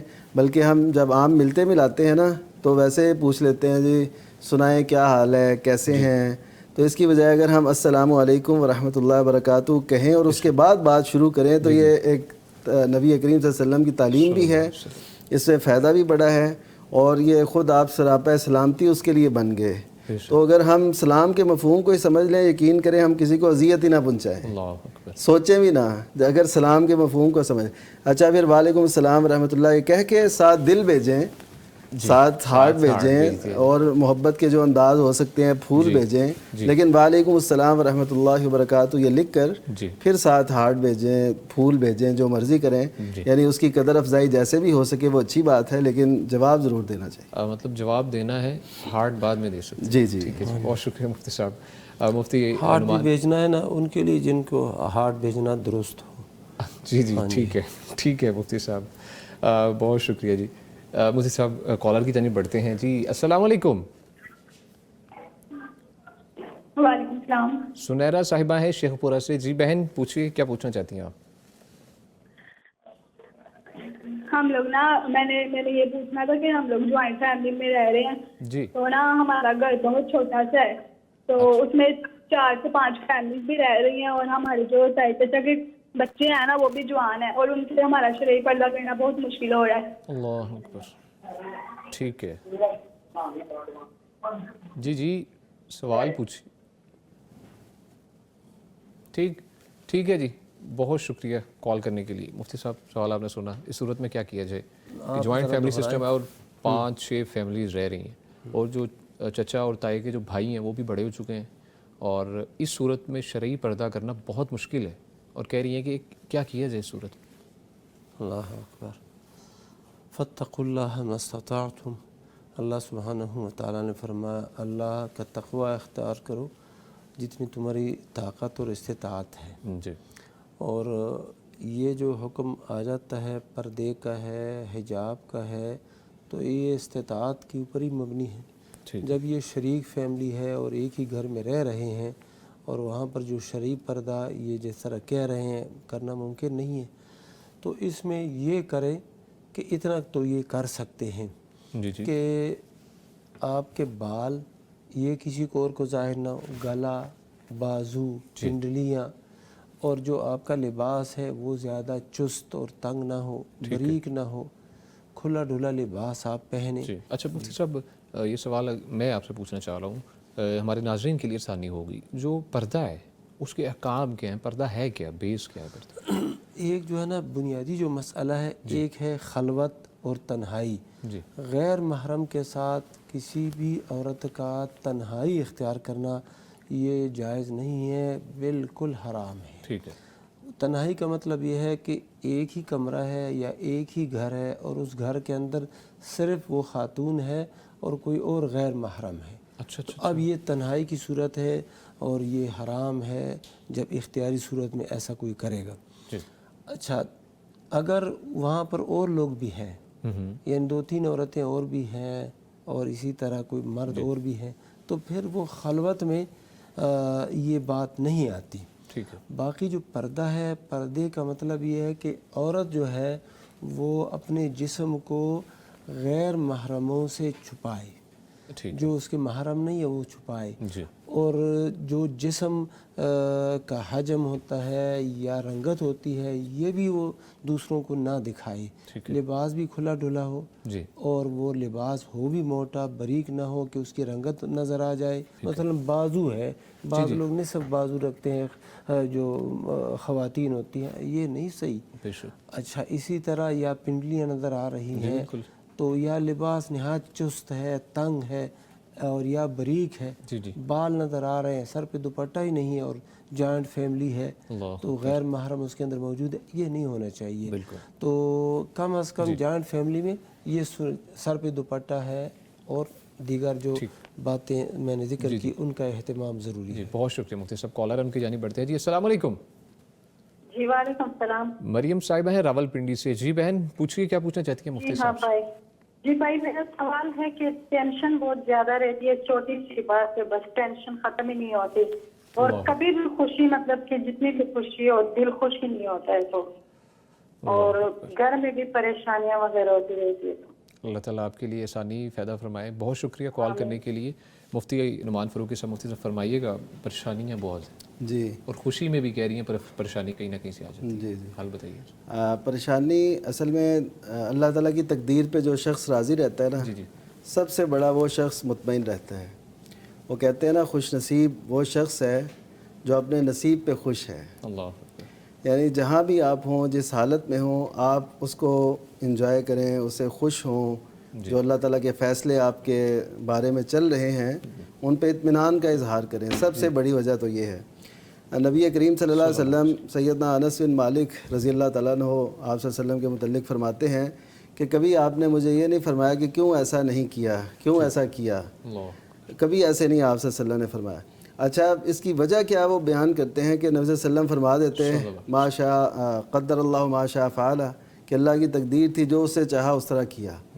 अब ये जो चीज़ है ना, ये इंसान को टेंशन से, गुस्से से रोकती है, बचाती है कि अगर कोई छूट गया, कोई रूठ गया, कोई नुकसान हो गया, कोई ऐसी चीज़ हो गई जो मैं चाहता था उस तरह नहीं हो सकी, तो टेंशन ना लें, इजी रहें। जो अल्लाह ताला का फ़ैसला था वो हो गया। तो सबसे बुनियादी चीज़ काउंसलिंग के तौर पे, तरबियत के तौर पे अपनी तकदीर पे राज़ी रहना, ये सबसे अच्छा बंदे को इत्मीनान देता है।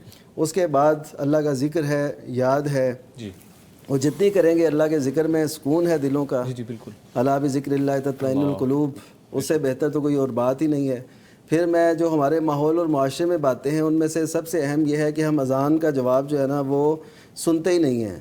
تو آپ اذان کو سنیں اچھے طریقے سے, اس کا جواب دیں, نماز کے لیے تیاری کریں. تو یہ چیزیں سکون مہیا کرتی ہیں, یقین کریں بہت زیادہ. اور اس کے ساتھ ساتھ پھر یہ ہے کہ جو ایسی غذائیں ہیں وہ لیں, یعنی جو دل کو اطمینان دیں. جیسے خزیرہ ایک وہ ہے غذا, وہ دل کو بڑا راحت پہنچاتا ہے. یہ لکھیں گے نیٹ پہ تو وہ آ جائے گا اس کا طریقہ بھی اور سارا. تو اس طریقے سے یہ اپنی دوائی بھی اور تربیت بھی یہ کریں گی انشاءاللہ, اس فیز سے وہ نکل آئیں گے. جی مفتی صاحب وظیفہ بھی کوئی بتائیے. جی مفتی صاحب آپ بھی کچھ وظیفہ میں بتا دیتا ہوں. جی مفتی صاحب ضرور. شیخ صاحب نے ساری باتیں بتا دی الحمدللہ.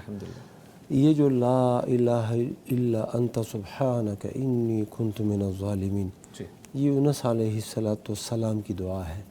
جب وہ مچھلی کے پیٹ میں تھے اور نہایت کرب کی حالت میں تھے تو اللہ سبحانہ و تعالیٰ نے ان کو اس دعا کا الہام کیا. یہ دعا وہ پڑھتے رہے تو اللہ نے بھی فرما دیا کہ ہم نے اسے کرب عظیم سے نجات دے دی. اور اس دعا کے آخر میں یہی ہے وَكَذَلِكَ نُنْجِي الْمُؤْمِنِينَ, ہم اہل ایمان کو اسی طرح نجات دیتے ہیں. ترمذی شریف کی حدیث ہے کہ جو بھی بندہ کرب میں اور پریشانی میں اس دعا کو پڑھے گا اللہ تعالیٰ اس کو اس پریشانی سے نجات دے گا. تو اس کا وظیفہ بنائے, یعنی ورد کرتے رہیں لا الہ الا انت سبحانک انی کنت من الظالمین. صبح کے وقت 100 مرتبہ پڑھ لو, شام کے وقت پڑھ لو. اور ایک اور درود شریف کی کثرت ہو. یہ درود شریف یہ بھی پرسکون چیز ہے اور سکون آور ایک عمل ہے. تو یہ ان چیزوں کی کثرت ہو انشاءاللہ تعالی اللہ تعالیٰ آسانی فرمائے گا. باقی بنیادی باتیں تو شیخ صاحب نے مفتی صاحب نے بتا دی. اچھا وہ جو اس سے پہلے ایک سوال تھا نا وہ گھر تنگ اور اس حوالے سے, تو ایک تو ظاہر ہے مسئلے کی نوعیت تو ہے پردے کے حوالے سے, لیکن ان کے حوالے سے میں عرض کروں گا جو بھی ایسے لوگ اس مشکل میں ہوں وہ یہ دعا ضرور کیا کریں. اللہم اغفر لی ذنبی ووسع لی فی داری وبارک لی فی رزقی.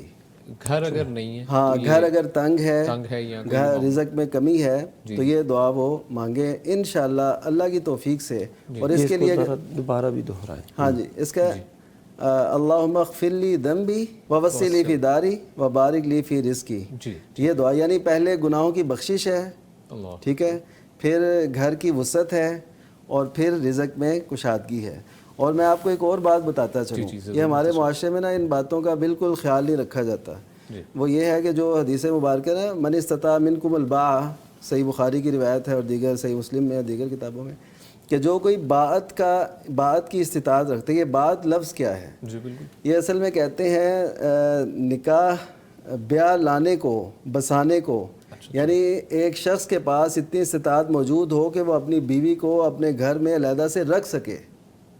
یہ جو ہوتا ہے نا کمبائن سسٹم میں بعض اوقات ایک کمرہ بھی میسر نہیں ہوتا, یقین کیجئے لوگوں کے پاس, کہ وہ اس میں رہ سکیں. وہ بھی یعنی وقفے سے لے کے وہ اپنا گزر بسر کرتے ہیں. تو یہ صورت ٹھیک نہیں ہے. اسی لیے تو نبی صلی اللہ علیہ وسلم نے فرمایا تھا جس کے پاس یہ نہیں ہے تو وہ کیا کرے, وہ روزے رکھ لے. یعنی اس کا مطلب کیا ہے کہ وہ اتنی جلد بازی نہ کرے کہ اس کے پاس انتظام ہی نہیں ہے تو وہ آ کے, تو اس کے لیے ایفرٹ کرنا یہ ہمارے ذمے ہے. تو اسی وجہ سے دیکھیے کہ ہم جو کہتے ہیں نا کہ پاکستان میں بے روزگاری اور یہ چیزیں, اب دیکھیں کہ ایک کمانے والا ہوتا ہے, باقی صاحب کھا رہے ہوتے ہیں. تو ادھر باہر کیا ہوتا ہے, ہر بندہ کما رہا ہے, عورت علیحدہ کما رہی ہے, مرد علیحدہ کما رہا ہے. تو حالات تو ایسے سدھرتے ہیں نا, یعنی یہ چیزیں ہیں بنیادی. تو ہمارے اندر یہ شعور بھی ہونا چاہیے اور یہ دعا ضرور کرتے رہیں جو لوگ بھی پریشان حال ہیں. اللہم اغفر لی ذنبی ووسع لی فی داری وبارک لی فی رزقی. انشاءاللہ دیکھیے, اور اس کے لیے اگر جمعے کے دن مغرب سے پہلے کا ٹائم طے کر لیں, ہر جمعے کو اس کا وہ کریں, تو انشاءاللہ دیکھیے چند ہی مہینوں میں, سالوں میں اللہ تعالیٰ ان کو اپنے وسیع گھر سے نوازے. بہت شکریہ مفتی صاحب, آپ نے جامع نسخہ بتایا ہے. اللہ تعالیٰ آپ کو اپنے حفظ و امان میں رکھے. کالر ان کی جانب بڑھتے ہیں. جی السلام علیکم. محمد صادق صاحب ہے منصیرہ سے, کیسے ہیں آپ؟ جی جی الحمدللہ. کیا پوچھنا چاہیں گے مفتی صاحب سے؟ میں یہ پوچھنا چاہتا ہوں کہ ہمیں بعض نوجوان آتے ہیں, منہ میں چرس ہوتی ہے, سیروٹ ہوتی ہے, مسوار ہوتی ہے, شام بھی صحیح ہے, سمجھ کہتے ہیں کیسے جواب دیے کہ बड़ी बर्बादी। मोहम्मद सादिक साहब, आपकी समझ नहीं आ रही, आपका सवाल जो पूछ रहे हैं उसकी समझ नहीं आ रही, आप थोड़ा सा आहिस्ता बोलिएगा काइंडली। ठीक है जी, मैं कहता हूँ कि जो हमें चंद लोग मिलते हैं ना सलाम देने के लिए, उनके मुंह में सिगरेट की, चरस की और ये बदबू होती है ना, जी जी जी जी, तो वो कहते हैं सलाम सलाम का वो सलाम भी सही लफ्ज भी अदा नहीं करते हैं, तो कैसे जवाब दिया मैंने। अच्छा जी, ठीक है जी, बहुत शुक्रिया कॉल करने के लिए। मोहम्मद सादिक साहब थे मनसेरा से। मुफ्ती अब्दुल अली खान साहब, मुफ्ती साहब फरमाइएगा। ज़रा दोहराएं। मुफ्ती साहब वो कह रहे हैं कुछ जो तंबाकू नोशी या कोई ऐसा मामला करते हैं, स्मेल होती है मुंह के अंदर, और जो सलाम ली जाती है उसका जो सलाम भी, अब लेट्स सपोज अगर कोई पान खा रहा है तो सलाम तो पूरी तरीके से अदा नहीं कर सकेंगे, वो अल्फाज की अदायगी नहीं हो तो सलाम का जवाब कैसे दिया जाए? यानी उनका वो होता है कि वो सलाम ऐसे करते हैं, स्मेल आ रही है और सही तरह अदा भी नहीं कर रहे, तो हम जवाब कैसे दें? यानी ये असल। हाँ जी, जब वो सलाम कहता है, बाकी आपने ना उसकी हालत को नहीं देखना, इन अल्फाज को देखना है। ठीक है ठीक है। तो ये वो जो भी अमल कर रहा है, तो ये जो कर रहा है ये नेकी है और ये उसका हक है। जब उसने आपको सलाम कहा है तो आपने सलाम का जवाब देना है। ठीक है। अच्छा, आपको सलाम की सही समझ नहीं आई कि ये अल्फाज दुरुस्त अदा कर रहा है कि दुरुस्त नहीं, तो आप सिर्फ वालेकुम कह दे। अच्छा, वालेकुम कह दे तो, लेकिन ये अगर उसने अल्फाज सही कहे हैं तो ये जवाब है उसका, और अगर अल्फाज सही नहीं कहे हैं तो ये भी उसका जवाब है। लेकिन उसके जवाब में मुकम्मल सलाम का जवाब कहा जा सकता है अगर अब बंदे को समझ आ जाए कि अल्फाज कही है, सलाम बिल्कुल, फिर मुकम्मल जवाब दे दे और दुरुस्त जवाब दे दे। बाकी जो स्मेल आ रही होती है, बदबू उनकी मुंह से सिगरेट पीने की वजह से और दीगर इन चीज़ों के इस्तेमाल की वजह से, तो वो बंदा नसीहत करे। इतनी जुर्अत बंदे के अंदर होनी चाहिए कि बंदा कहे कि भाईजान थोड़ा मिसवाक का इस्तेमाल करो, उनको नसीहत कर दीजिए। जी जी, ठीक है जी, बहुत शुक्रिया। मुफ्ती साहब कॉलर की जानिब बढ़ते हैं जी। अस्सलाम वालेकुम। वालेकुम अस्सलाम, कैसे हैं भाई? अल्हम्दुलिल्लाह। मोहम्मद रिजवान साहब भावल नगर से, आप कैसे हैं? अल्हम्दुलिल्लाह, आप सुनाए? मुफ्ती साहब को भी सबको अस्सलाम वालेकुम। वालेकुम अस्सलाम। पूछिए, क्या पूछना चाहेंगे? मैंने ना इस पर कुनूते नाज़िला के बारे में पूछना है, वो कैसे दुआ मांगे, ठीक है, दुआ के बारे में पूछना है। चलिए जी, ठीक है जी, बहुत शुक्रिया कॉल करने के लिए। मुफ्ती अब्दुल अली खान साहब, मुफ्ती साहब आपसे ही सवाल किया गया था कुनूते नाज़िला से रिलेटेड, जो प्रोग्राम के आगाज़ में किया गया था, तो कह रहे कुनूते नाज़िला का तरीक़ाकार क्या होना चाहिए? कुनूते नाज़िला, जैसा कि पहले भी हमने अर्ज़ किया है कि इसका तरीक़ा यही है कि जो नाज़िला है, नाज़िला मुसीबत के माना में है कि जो मुसीबत वाक़ हुई है उसी मुसीबत को हटाने के लिए बंदा वही अल्फाज कहे। ठीक है। मसलन आप दुआ मांग रहे हैं और फ़लस्तीनियों के लिए, तो आप कहें कि अल्लाहुम्मा अन्जे इख्वाननल फ़लस्तीनीन मिन जो है मिन ज़ुल्मिल कुफ़ार मिन ज़ुल्मिल यहूद, इस तरह ये अल्फाज कहें।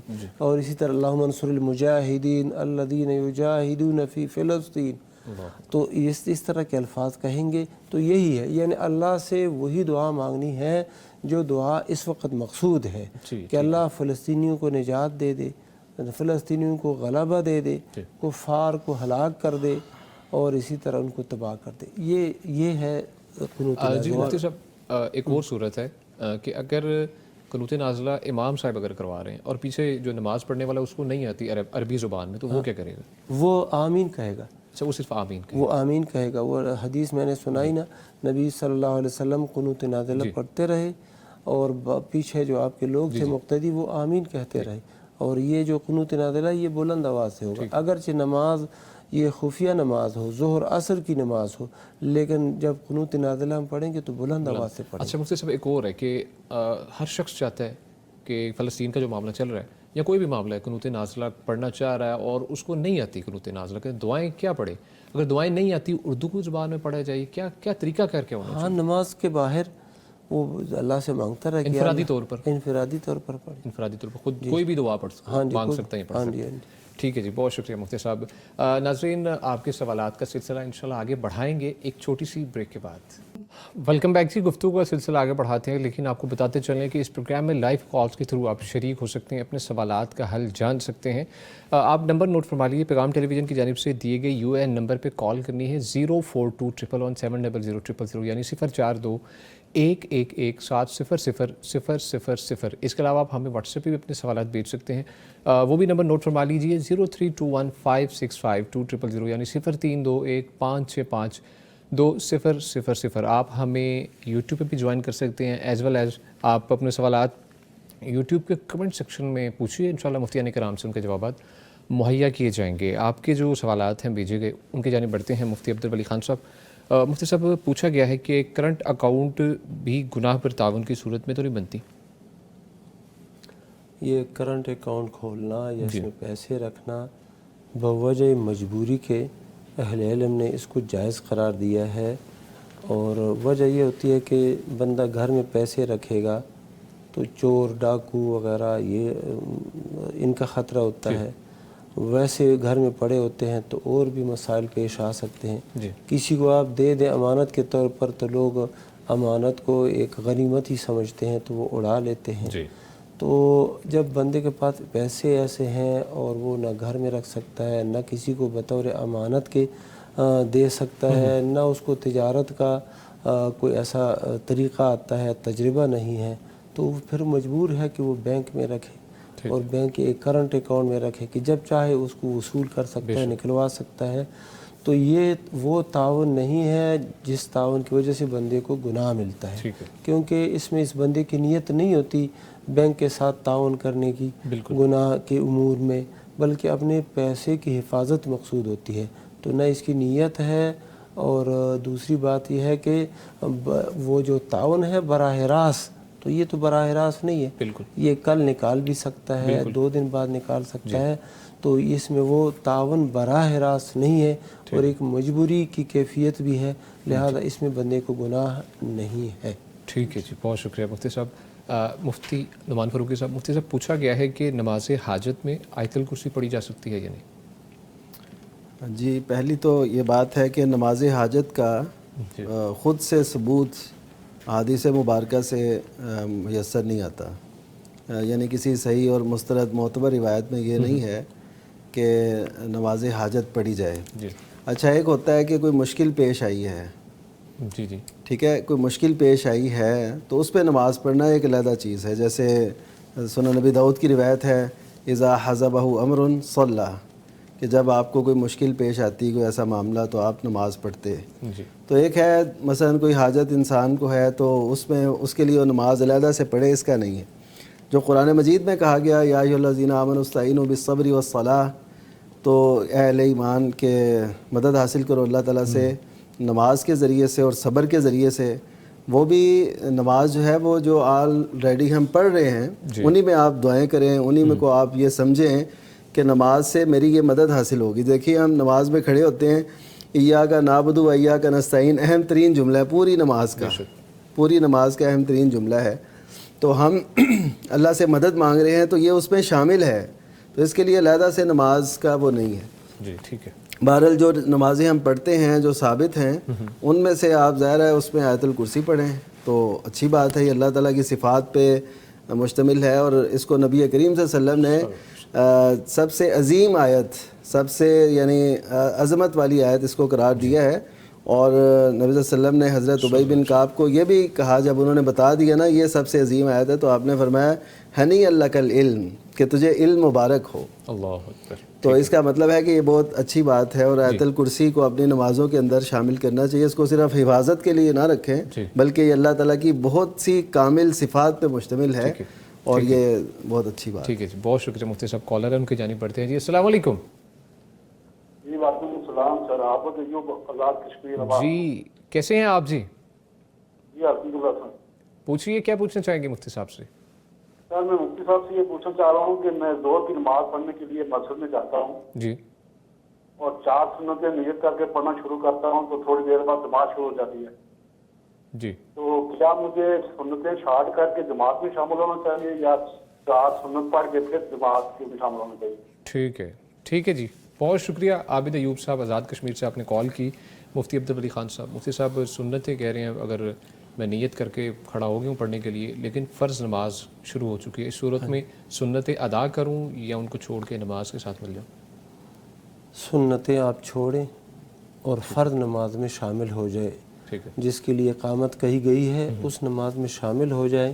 صحیح بخاری شریف میں حدیث ہے، دیگر کتب میں بھی آئی ہے، اللہ کے نبی صلی اللہ علیہ وسلم نے فرمایا اذا اقیمت الصلاۃ فلا صلاۃ الا المکتوبہ، جب نماز کے لیے اقامت کہہ دی جائے تو پھر کوئی نماز نہیں ہے سوائے مکتوبہ کے، سوائے فرض نماز کے۔ اور ایک روایت میں یہ بھی الفاظ ہیں کہ اذا اخذ المؤذن فی الاقامہ، جب مؤذن اقامت کہنا شروع کر دے شرع فی الاقامہ، تو اس صورت میں وہ کوئی نماز نہیں ہے سوائے فرض نماز کی۔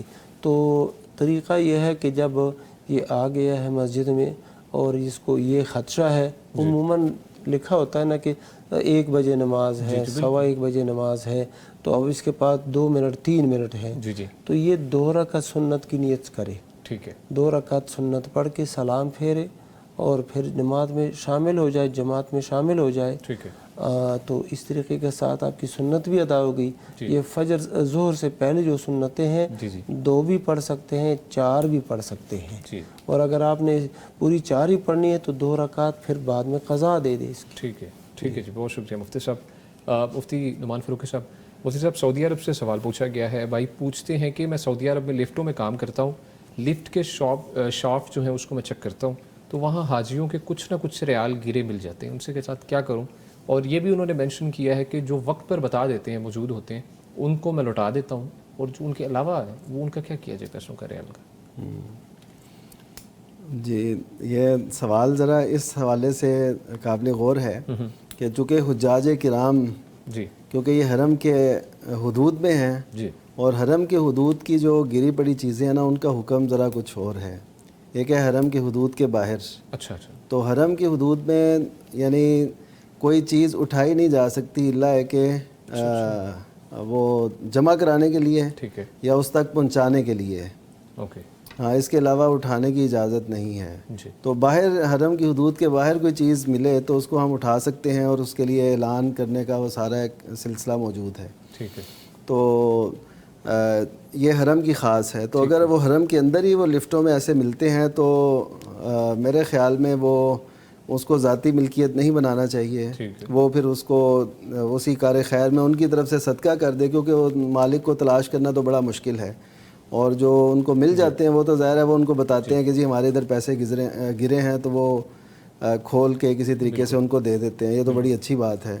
تو باقی یہ ہے کہ وہ اس بات کی کوشش کریں کہ جو آس پاس کوئی بڑی رقم ملی ہو تو آس پاس کوئی لوگ ہیں تو ان تک وہ پہنچا دیں۔ مفتی صاحب وہاں پر ادارہ بھی قائم کیا گیا پرٹیکولرلی؟ جی ادارہ، جی ادارے تک پہنچا دی جائے، چیزیں پہنچائی جاتی ہیں، جی ادارے تک پہنچا دیا جائے۔ اچھا اب ادارے کو کیا کرنا چاہیے؟ دیکھیے کئی لوگوں کے کوئی اماؤنٹ اگر ان کی یا چیز ایسی کوئی گمی ہے تو اسی سے وہ پورے کر دیں ان کی چیزیں، جو اماؤنٹ آلریڈی پڑی ہے، جی ٹھیک ہے، جو ایسے جمع ہوتی ہے یعنی اسی کاموں میں لگ جائے، ایک طرف سے آ رہی ایک طرف لگ جائے تو یہ چلے ایک اچھی صورت ہوگی۔ بہرحال یہ ہے کہ حرم کی جو چیزیں وہ نبی صلی اللہ علیہ وسلم نے منع فرمایا کہ یعنی وہ حرم کے تقدس کا تقاضا یہ ہے، جو اس کی حرمت ہے کہ وہاں سے گری پڑی چیز کو اٹھائی نہ جائے۔ اچھا ٹھیک ہے، تو یہ بڑی اچھی بات ہے اگر ایسے۔ ٹھیک ہے جی، بہت شکریہ مفتی صاحب۔ مفتی نعمان عبدل ولی خان صاحب، مفتی صاحب غسل جنابت کے بارے میں سوال پوچھا گیا ہے کہ غسل جنابت فرض ہو جائے تو کتنی دیر کے اندر اندر غسل کر لینا چاہیے؟ یہ جب نماز کا وقت ہو جائے تو نماز کا وقت نہ نکلے اس سے پہلے غسل جنابت کرنا لازم ہے۔ مثال عشاء کے بعد ایک بندہ وہ حالت جنابت میں داخل ہو گیا ہے تو اب یہ رات جنابت کی حالت میں گزار سکتا ہے۔ ہاں فجر کی نماز کے لیے وہ غسل کرے گا، فجر کے بعد نماز فجر کے بعد وہ جنبی ہو گیا ہے تو ظہر تک وہ اپنی اسی حالت میں رہ سکتا ہے، اس کے بعد جو ہے وہ ظہر کی نماز کے لیے غسل کر کے نماز پڑھے گا۔ یہ ضروری نہیں ہے کہ بندہ فوراً غسل کرے، یہ لازم نہیں ہے۔ ایک دفعہ ابو ہریرہ رضی اللہ تعالیٰ عنہ اپنے گھر سے نکلے، نبی صلی اللہ علیہ وسلم سے ملاقات ہوئی تو انہوں نے کچھ یعنی ہاتھ نہ ملانے کی کوشش کی، اور جیسے بیٹھے تو نبی صلی اللہ علیہ وسلم کا دھیان دوسری طرف ہو گیا، تو یہ چپکے سے چلے گئے اپنے گھر، غسل کر کے پھر واپس آئے۔ تو نبی صلی اللہ علیہ وسلم نے پوچھا کہ کہاں تھے آپ ابو ہریرہ؟ اس نے کہا میری یہ حالت تھی اور میں غسل کرنے چلا گیا تھا گھر۔ تو آپ صلی اللہ علیہ وسلم نے فرمایا ان المؤمن لا ينجس، مومن تو نجس نہیں ہوتا، یعنی جنابت کی حالت میں ہونے کے باوجود بھی نجس نہیں ہوتا۔ تو یہ دورانیہ جو ہے نا، یہ اس میں بندہ ایسے رہ سکتا ہے، کوئی حرج نہیں ہے، لیکن اگر فوراً غسل کرے یا کچھ تھوڑے سے وقفے کے بعد کرے تو یہ اچھی بات ہے، طہارت کی کامل طہارت کی حالت میں بندہ آ جائے، لیکن نماز جو ہے نا اس کو تاخیر کرنا، اس کو چھوڑنا یہ جائز نہیں ہے۔ ٹھیک ہے جی، بہت شکریہ مفتی صاحب۔ کالر کی جانب بڑھتے ہیں جی۔ السلام علیکم۔ مجھے لگتا ہے کالر اس وقت ڈراپ ہو چکے ہیں، کافی دیر سے لائن پہ موجود تھے۔ جی اگلے سوال کی جانب پڑھتے ہیں۔ مفتی نعمان فاروقی صاحب، پوچھا گیا ہے کہ میں نے آن لائن اسکول بیگ منگوائے مگر پسند نہ آئے، ان سے کہہ دیا کہ ہم واپس بھیجنا چاہتے ہیں اور انہوں نے واپس منگوا لیے بیگز، میری رقم بھی واپس بھیج دی، لیکن بیگ ابھی اسٹل پڑا ہوا ہے، انہوں نے بولا تھا کہ بیگ ہم خود آپ سے منگوا لیں گے، وہ کہہ رہی ہیں بیگ کا کیا کروں میں؟ اس کا بھی ایسا کرنا چاہیے کہ چونکہ انہوں نے کہا کہ ہم منگوا لیں گے ابھی نہیں، تو میرے خیال میں کم از کم ہم اس کو وہ گڑی پڑی چیز کے جو احکام ہے نا لقطہ کے، تو اس پہ ہم اس کو اطلاق کریں گے کہ وہ کم از کم 1 سال تک اپنے پاس رکھیں، اگر وہ نہ آئے تو پھر کسی ضرورت مند کو دے دیں۔ اچھا جی، ہو سکتا ہے وہ کچھ دیر بعد کہیں جی ہمارا ادھر کا راؤنڈ تھا یا ایسے تھا، تو وہ پھر یہ نہ ہو کہ ان کے ذمے وہ پڑ جائیں۔ 1 سال تک رکھیں؟ ہاں 1 سال تک رکھ لیں۔ اول تو پہلے ان سے رابطہ کریں جس ذریعے سے ہوا تھا رابطہ، کہ جی ہاں وہ کوشش تو خیر جو ہم سے پوچھ رہی ہیں انہوں نے اپنی کوشش تو پوری کی ہوگی، تو یہ کتنی اچھی مثالیں ہمارے معاشرے میں موجود ہیں، کسی کا حق دینے کے لیے بھی لوگ ایسے پریشان ہوتے ہیں، یعنی متفکر ہوتے ہیں، تو اس کا مطلب ہے کہ اچھی مثالیں موجود ہیں اور ان کا یہی حل ہو سکتا ہے کہ 1 سال تک اس کا انتظار کر لیں، اگر نہ آئے تو وہ کسی ضرورت مند کو دے دیں۔ ٹھیک ہے مفتی صاحب، دوسرا جو ایک پہلو ہے وہ یہ ہے کہ کئی دفعہ کاسٹ جو منگوانے کی کاسٹ ہے نا، ڈلیوری کی کاسٹ بہت زیادہ ہوتی ہے، چیز کی کاسٹ اتنی نہیں ہوتی، اس صورت میں کیا کیا جائے؟ کمپنی کہتی ہے کہ اگر منگوائیں گے انہیں کاسٹ بیگ کی کاسٹ سے زیادہ ڈلیوری کی کاسٹ۔ جی اس کا پھر یہ نا کمپنیوں کو یہ ذرا ظرف ہی اپنا کشادہ کرنا چاہیے اور وہ کشادگی سے کہہ دیں کہ ٹھیک ہے جی ہم آپ کو پیسے واپس دے رہے ہیں، لیکن یہ چیز اپنے پاس رکھیں تاکہ ان کا دل تو ٹھنڈا رہے اور وہ پریشان نہ ہو۔ ٹھیک ہے جی، بہت شکریہ مفتی صاحب۔ مفتی عبدالولی خان صاحب، مفتی صاحب اگلے سوال کی جانب بڑھتے ہیں جی۔ میاں بیوی کی صلح ہو تو اس پر کتنا اجر ملتا ہے مفتی صاحب؟ بڑا انٹرسٹنگ سوال ہے یہ۔ سبحان اللہ، اللہ سبحانہ و تعالیٰ نے میاں بیوی کے صلح ہی کے متعلق فرمایا وَصُلْحُ خیر، یہ صلح جو ہے یہ بہت بہتر ہے۔ خیر اس میں تفضیل کا صیغہ ہے نا، تو اس کا کیا مطلب کہ صلح بہت بہتر ہے، تو اس کے نتیجے میں ایک جو اجر ملتا ہے، حدیث مبارک میں یہ آتا ہے نا کہ اللہ سبحانہ و تعالیٰ جب یہ ایک اعمال کی اللہ سبحانہ و تعالیٰ اعمال کی جو پیشی ہوتی ہے، تو اس میں اللہ سبحانہ و تعالیٰ 2 بندوں کی مغفرت نہیں کرتا جو آپس میں کینہ رکھتے ہیں، آپس میں بغض رکھتے ہیں۔ اچھا تو ان کو کہہ دے جب تک یہ آپس میں صلح نہیں کرتے ان کی معافی نہیں ہے، تو جب آپس میں وہ صلح کر لیتے ہیں تو پھر ان کی معافی ہو جاتی ہے۔ تو میاں بیوی جب آپس میں صلح نہیں کرتے اور کینہ رکھتے ہیں اور ایک دوسرے کے ساتھ بغض رکھتے ہیں، ان کی مغفرت نہیں ہوتی۔ جب صلح کرتے ہیں تو وہ صلح خیر، تو اس صورت میں ان کو خیر اور بھلائی نصیب ہوتی ہے، اور میاں بیوی کے صلح کے نتیجے میں اولاد کو اطمینان اور اسی طرح خاندانوں کو اطمینان، اور شیطان کا جو دل ہے نا وہ پھٹ جاتا ہے، وہ بہت پریشان ہوتا ہے۔ شیطان کو خوشی تب ہوتی ہے کہ جب میاں بیوی کے درمیان اس طرح کا اختلاف ہو، دشمنی ہو، عداوت ہو اور بات علیحدگی تک پہنچ جائے تو اس کو بڑی خوشی ہوتی ہے۔ صحیح مسلم کے اندر حدیث ہے کہ وہ اپنا جو تخت ہے نا، وہ عرش وہ بچھاتا ہے سمندر پہ، پانی پہ، اور پھر اپنے چیلوں کو بلاتا ہے، تو وہ پھر کوئی آ کے کہتا ہے میں نے فلاں سے چوری کروائی، فلاں سے یہ جرم کرایا، اس گناہ پہ میں نے اسے لگایا، تو ایک چیلا اس کا آتا ہے شیطان، اور وہ کہتا ہے میں نا فلاں میں بیوی کے پیچھے لگا رہا یہاں تک کہ ان کے درمیان میں نے جدائی ڈال دی، تو وہ پھر اس کو کہتا ہے احسن تھا، تو نے بہت اچھا کام کیا. دوسروں کو نہیں کہتا، اس کو کہہ دیتا ہے، کیونکہ اس سے خرابی بہت زیادہ واقع ہو جاتی ہے. اگر اولاد ہے تو تباہی ہو جاتی ہے اولاد کی. ٹھیک ہے جی، بہت شکریہ مفتی صاحب. کالر کی جانب بڑھتے ہیں. جی السلام علیکم. جی سن پا رہے ہیں آپ؟ آپ کی آواز کافی کم آ رہی ہے، ہمیں سنائی نہیں دے رہی. اگر آپ تھوڑا اونچی بولیے. جی جی جی وعلیکم السلام. پوچھیے، کیا پوچھنا چاہیں گے؟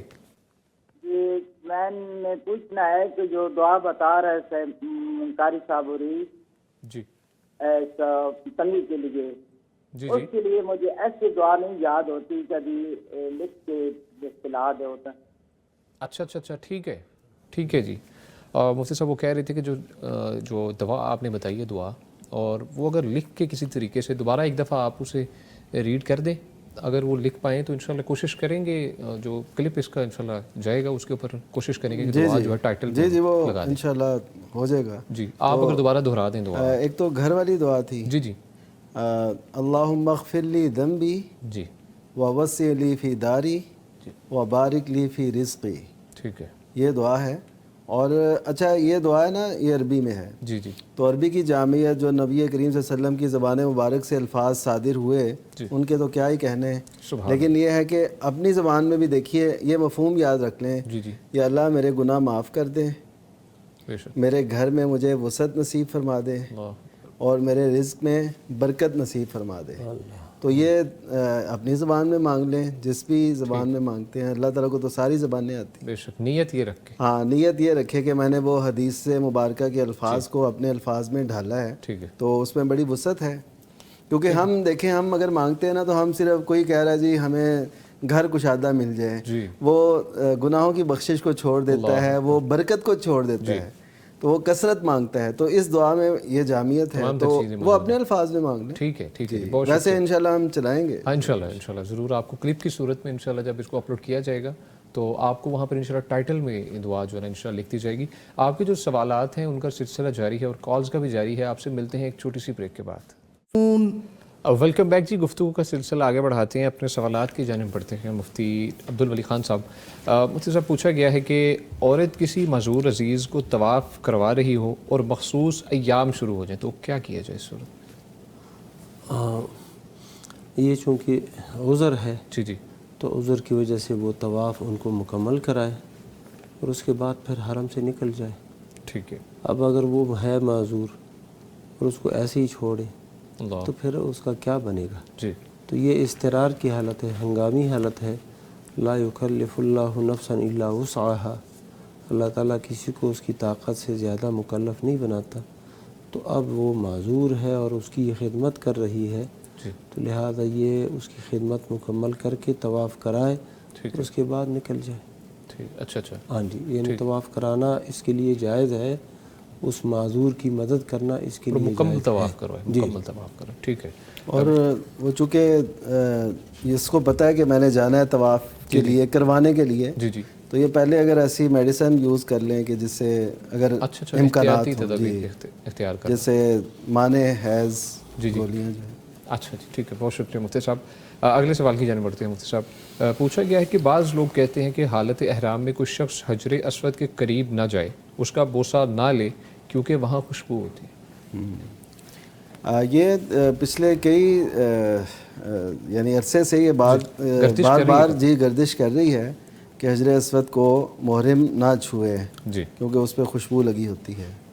تو حقیقت تو یہ ہے کہ محرم خود سے پابند ہے کہ وہ خوشبو نہ لگائے. بالکل ٹھیک ہے. لیکن وہ مثلا کسی ہوٹل میں گیا، وہاں خوشبو آ رہی ہے، اب یہ تو نہیں کہ اس کا وہ ہوٹل میں نہ جائے، ختم ہو جائے گا احرام یا اس نے خلاف ورزی کر دی ہے. تو حجر اسود کے کچھ اپنے تقاضے ہیں، اس کے لیے وہ جو کچھ کرتے ہیں تو اس کے تقدیس کے لیے، یا چونکہ جنت سے آیا ایک پتھر ہے تو اس کے جو کچھ وہ کرتے ہیں وہ ٹھیک ہے. تو لیکن یہ ہے کہ محرم ظاہر ہے اس کو بوسہ دینے کے لیے نبی صلی اللہ علیہ وسلم کے ارشاد کے مطابق یہ گواہی دے گا، اور جو بھی اسے چومتا ہے وہ اس کے بھی وہ ایک گواہی اس کی پیش کرے گا. وہ ایک ریکارڈر ہے ایسے سمجھے زمین پر ٹھیک ہے جی، تو اس پہ سب کچھ وہ ریکارڈ ایک ہو رہا ہے، جو اس کا بوسہ لے رہا ہے تو لینا چاہیے، اس میں تو کوئی حرج نہیں۔ ٹھیک ہے، بہت شکریہ مفتی صاحب۔ کالر کی جانب بڑھتے ہیں جی۔ السلام علیکم۔ وعلیکم السلام۔ ظفر علی صاحب جنگ سے کیسے ہیں آپ جی؟ اللہ کا شکر ہے جی۔ کیا پوچھنا چاہیں گے؟ پوچھیے مفتی صاحب سے۔ پوچھنا تھا جی، ایک جنازہ جا رہا تھا تو اس کے آگے نعرے لگا رہے تھے کہ ختم نبوت زندہ باد، ختم نبوت زندہ باد، یہ کہ اس کے بارے میں پوچھنا تھا، وہ صحیح کہہ رہے تھے کہ یا؟ اچھا، ٹھیک ہے جی، بہت شکریہ آپ نے کال کی مفتی عبدالولی خان صاحب۔ مفتی صاحب کہہ رہے ہیں جنازہ جا رہا تھا اور آگے جو کچھ افراد تھے وہ ختم نبوت زندہ باد کے نعرے لگا رہے تھے، کیا یہ کرنا درست ہے؟ نہیں، جنازے کے ساتھ تو اس طرح کے نعرے لگانا اور اس طرح کے کلمات کہنا یہ تو درست نہیں ہے اور نہیں ہونی چاہیے۔ جنازے کو جو ہے نا جنازہ ہی سمجھ کے بندہ تدفین کے لیے لے جائے، اپنے طور پر خود ذکر کرتا جائے اور عبرت حاصل کرتا جائے بندہ۔ بعض لوگ وہ جب جنازہ وہ اس کو کاندھا دیتے ہیں تو وہ کہتے ہیں کلمہ شہادت، اب یہ چیز بھی ثابت نہیں ہے۔ اسی طرح یہ الفاظ کہنا بھی درست نہیں ہے۔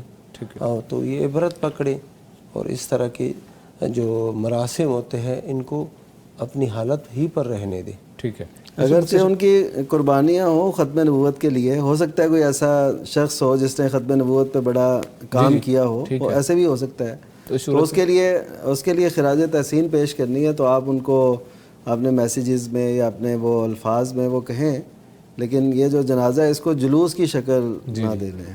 ٹھیک ہے مفتی صاحب، آپ صلی اللہ علیہ وسلم کے دور کے اندر بھی جنازے اور یہ معاملہ تھے، کوئی ایسی احادیث ملتی ہیں جس سے پتہ لگے کہ جنازے کو کیا طریقہ کار ہے لے کے جانے کا؟ جنازے کو لے کے جانے کا طریقہ تو اللہ کے نبی صلی اللہ علیہ وسلم کے زمانے میں صحابہ کرام نے بتا دیا ہے۔ ہاں، طریقہ یہ ہے کہ جنازے کو اٹھانا ہے، کندھے پہ اٹھانا ہے، یعنی جنازہ کو کندھا دینے میں بھی ثواب ہے، اور اس کے پیچھے جانا جو ہے یہ اولا اور افضل ہے کہ جنازہ آگے جا رہا ہے اور لوگ پیچھے ہوں۔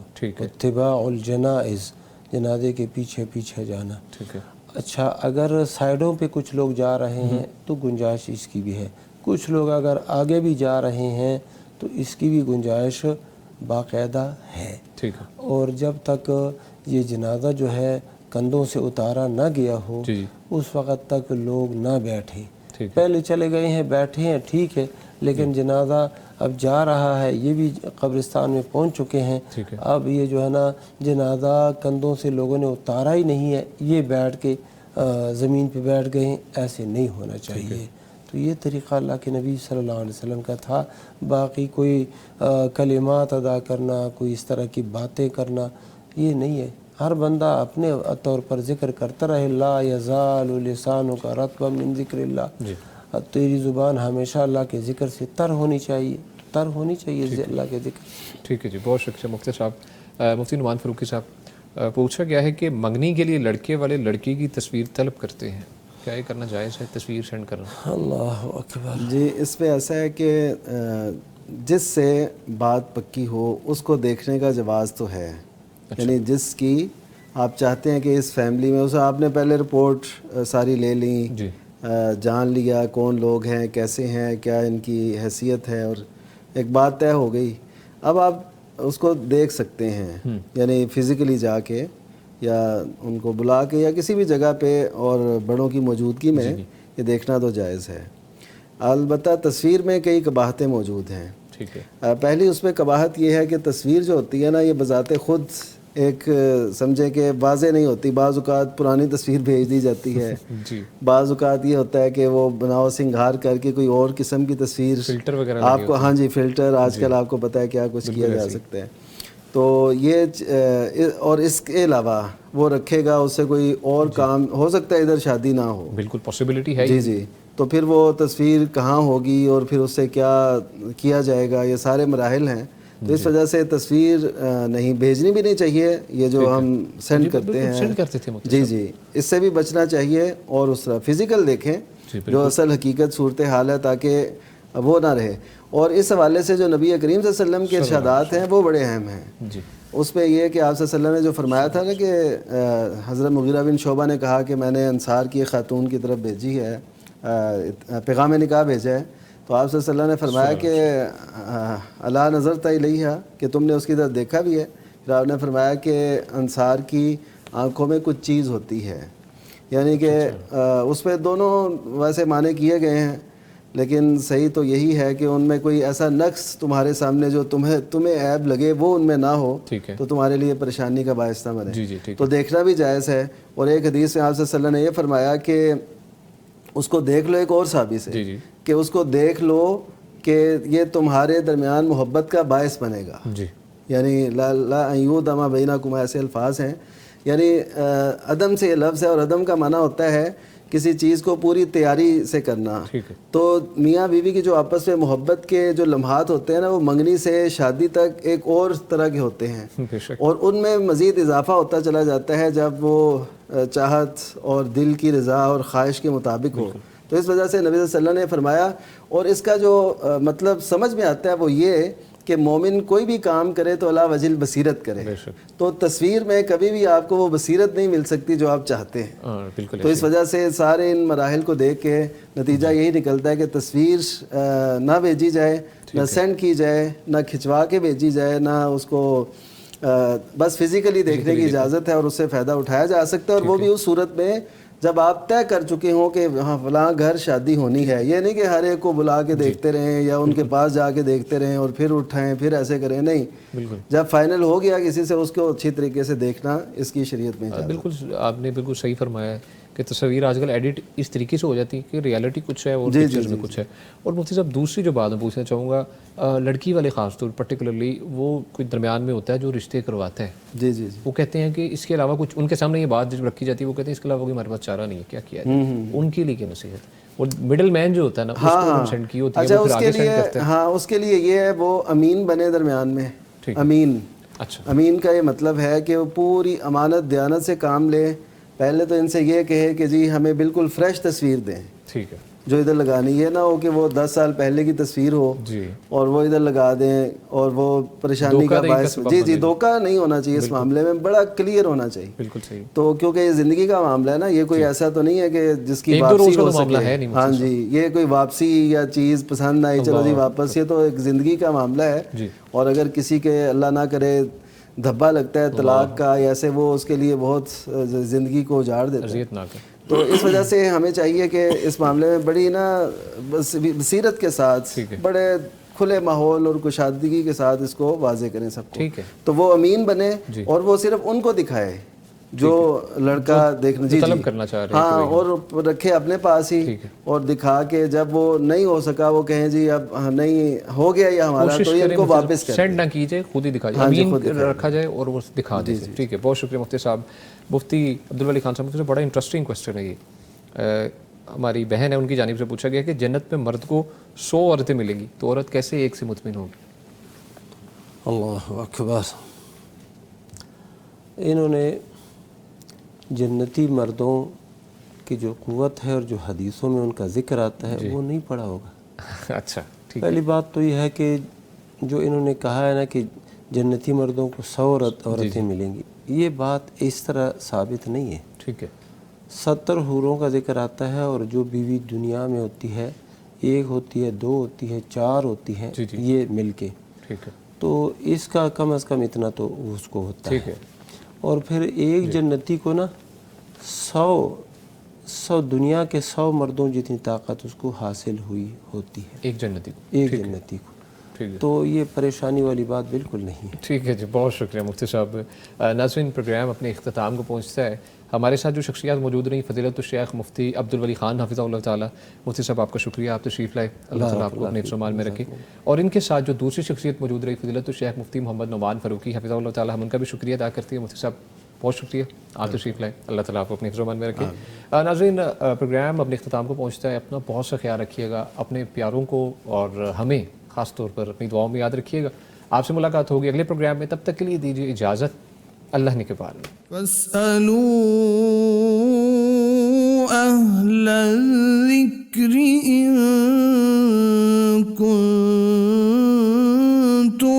لا تعلمون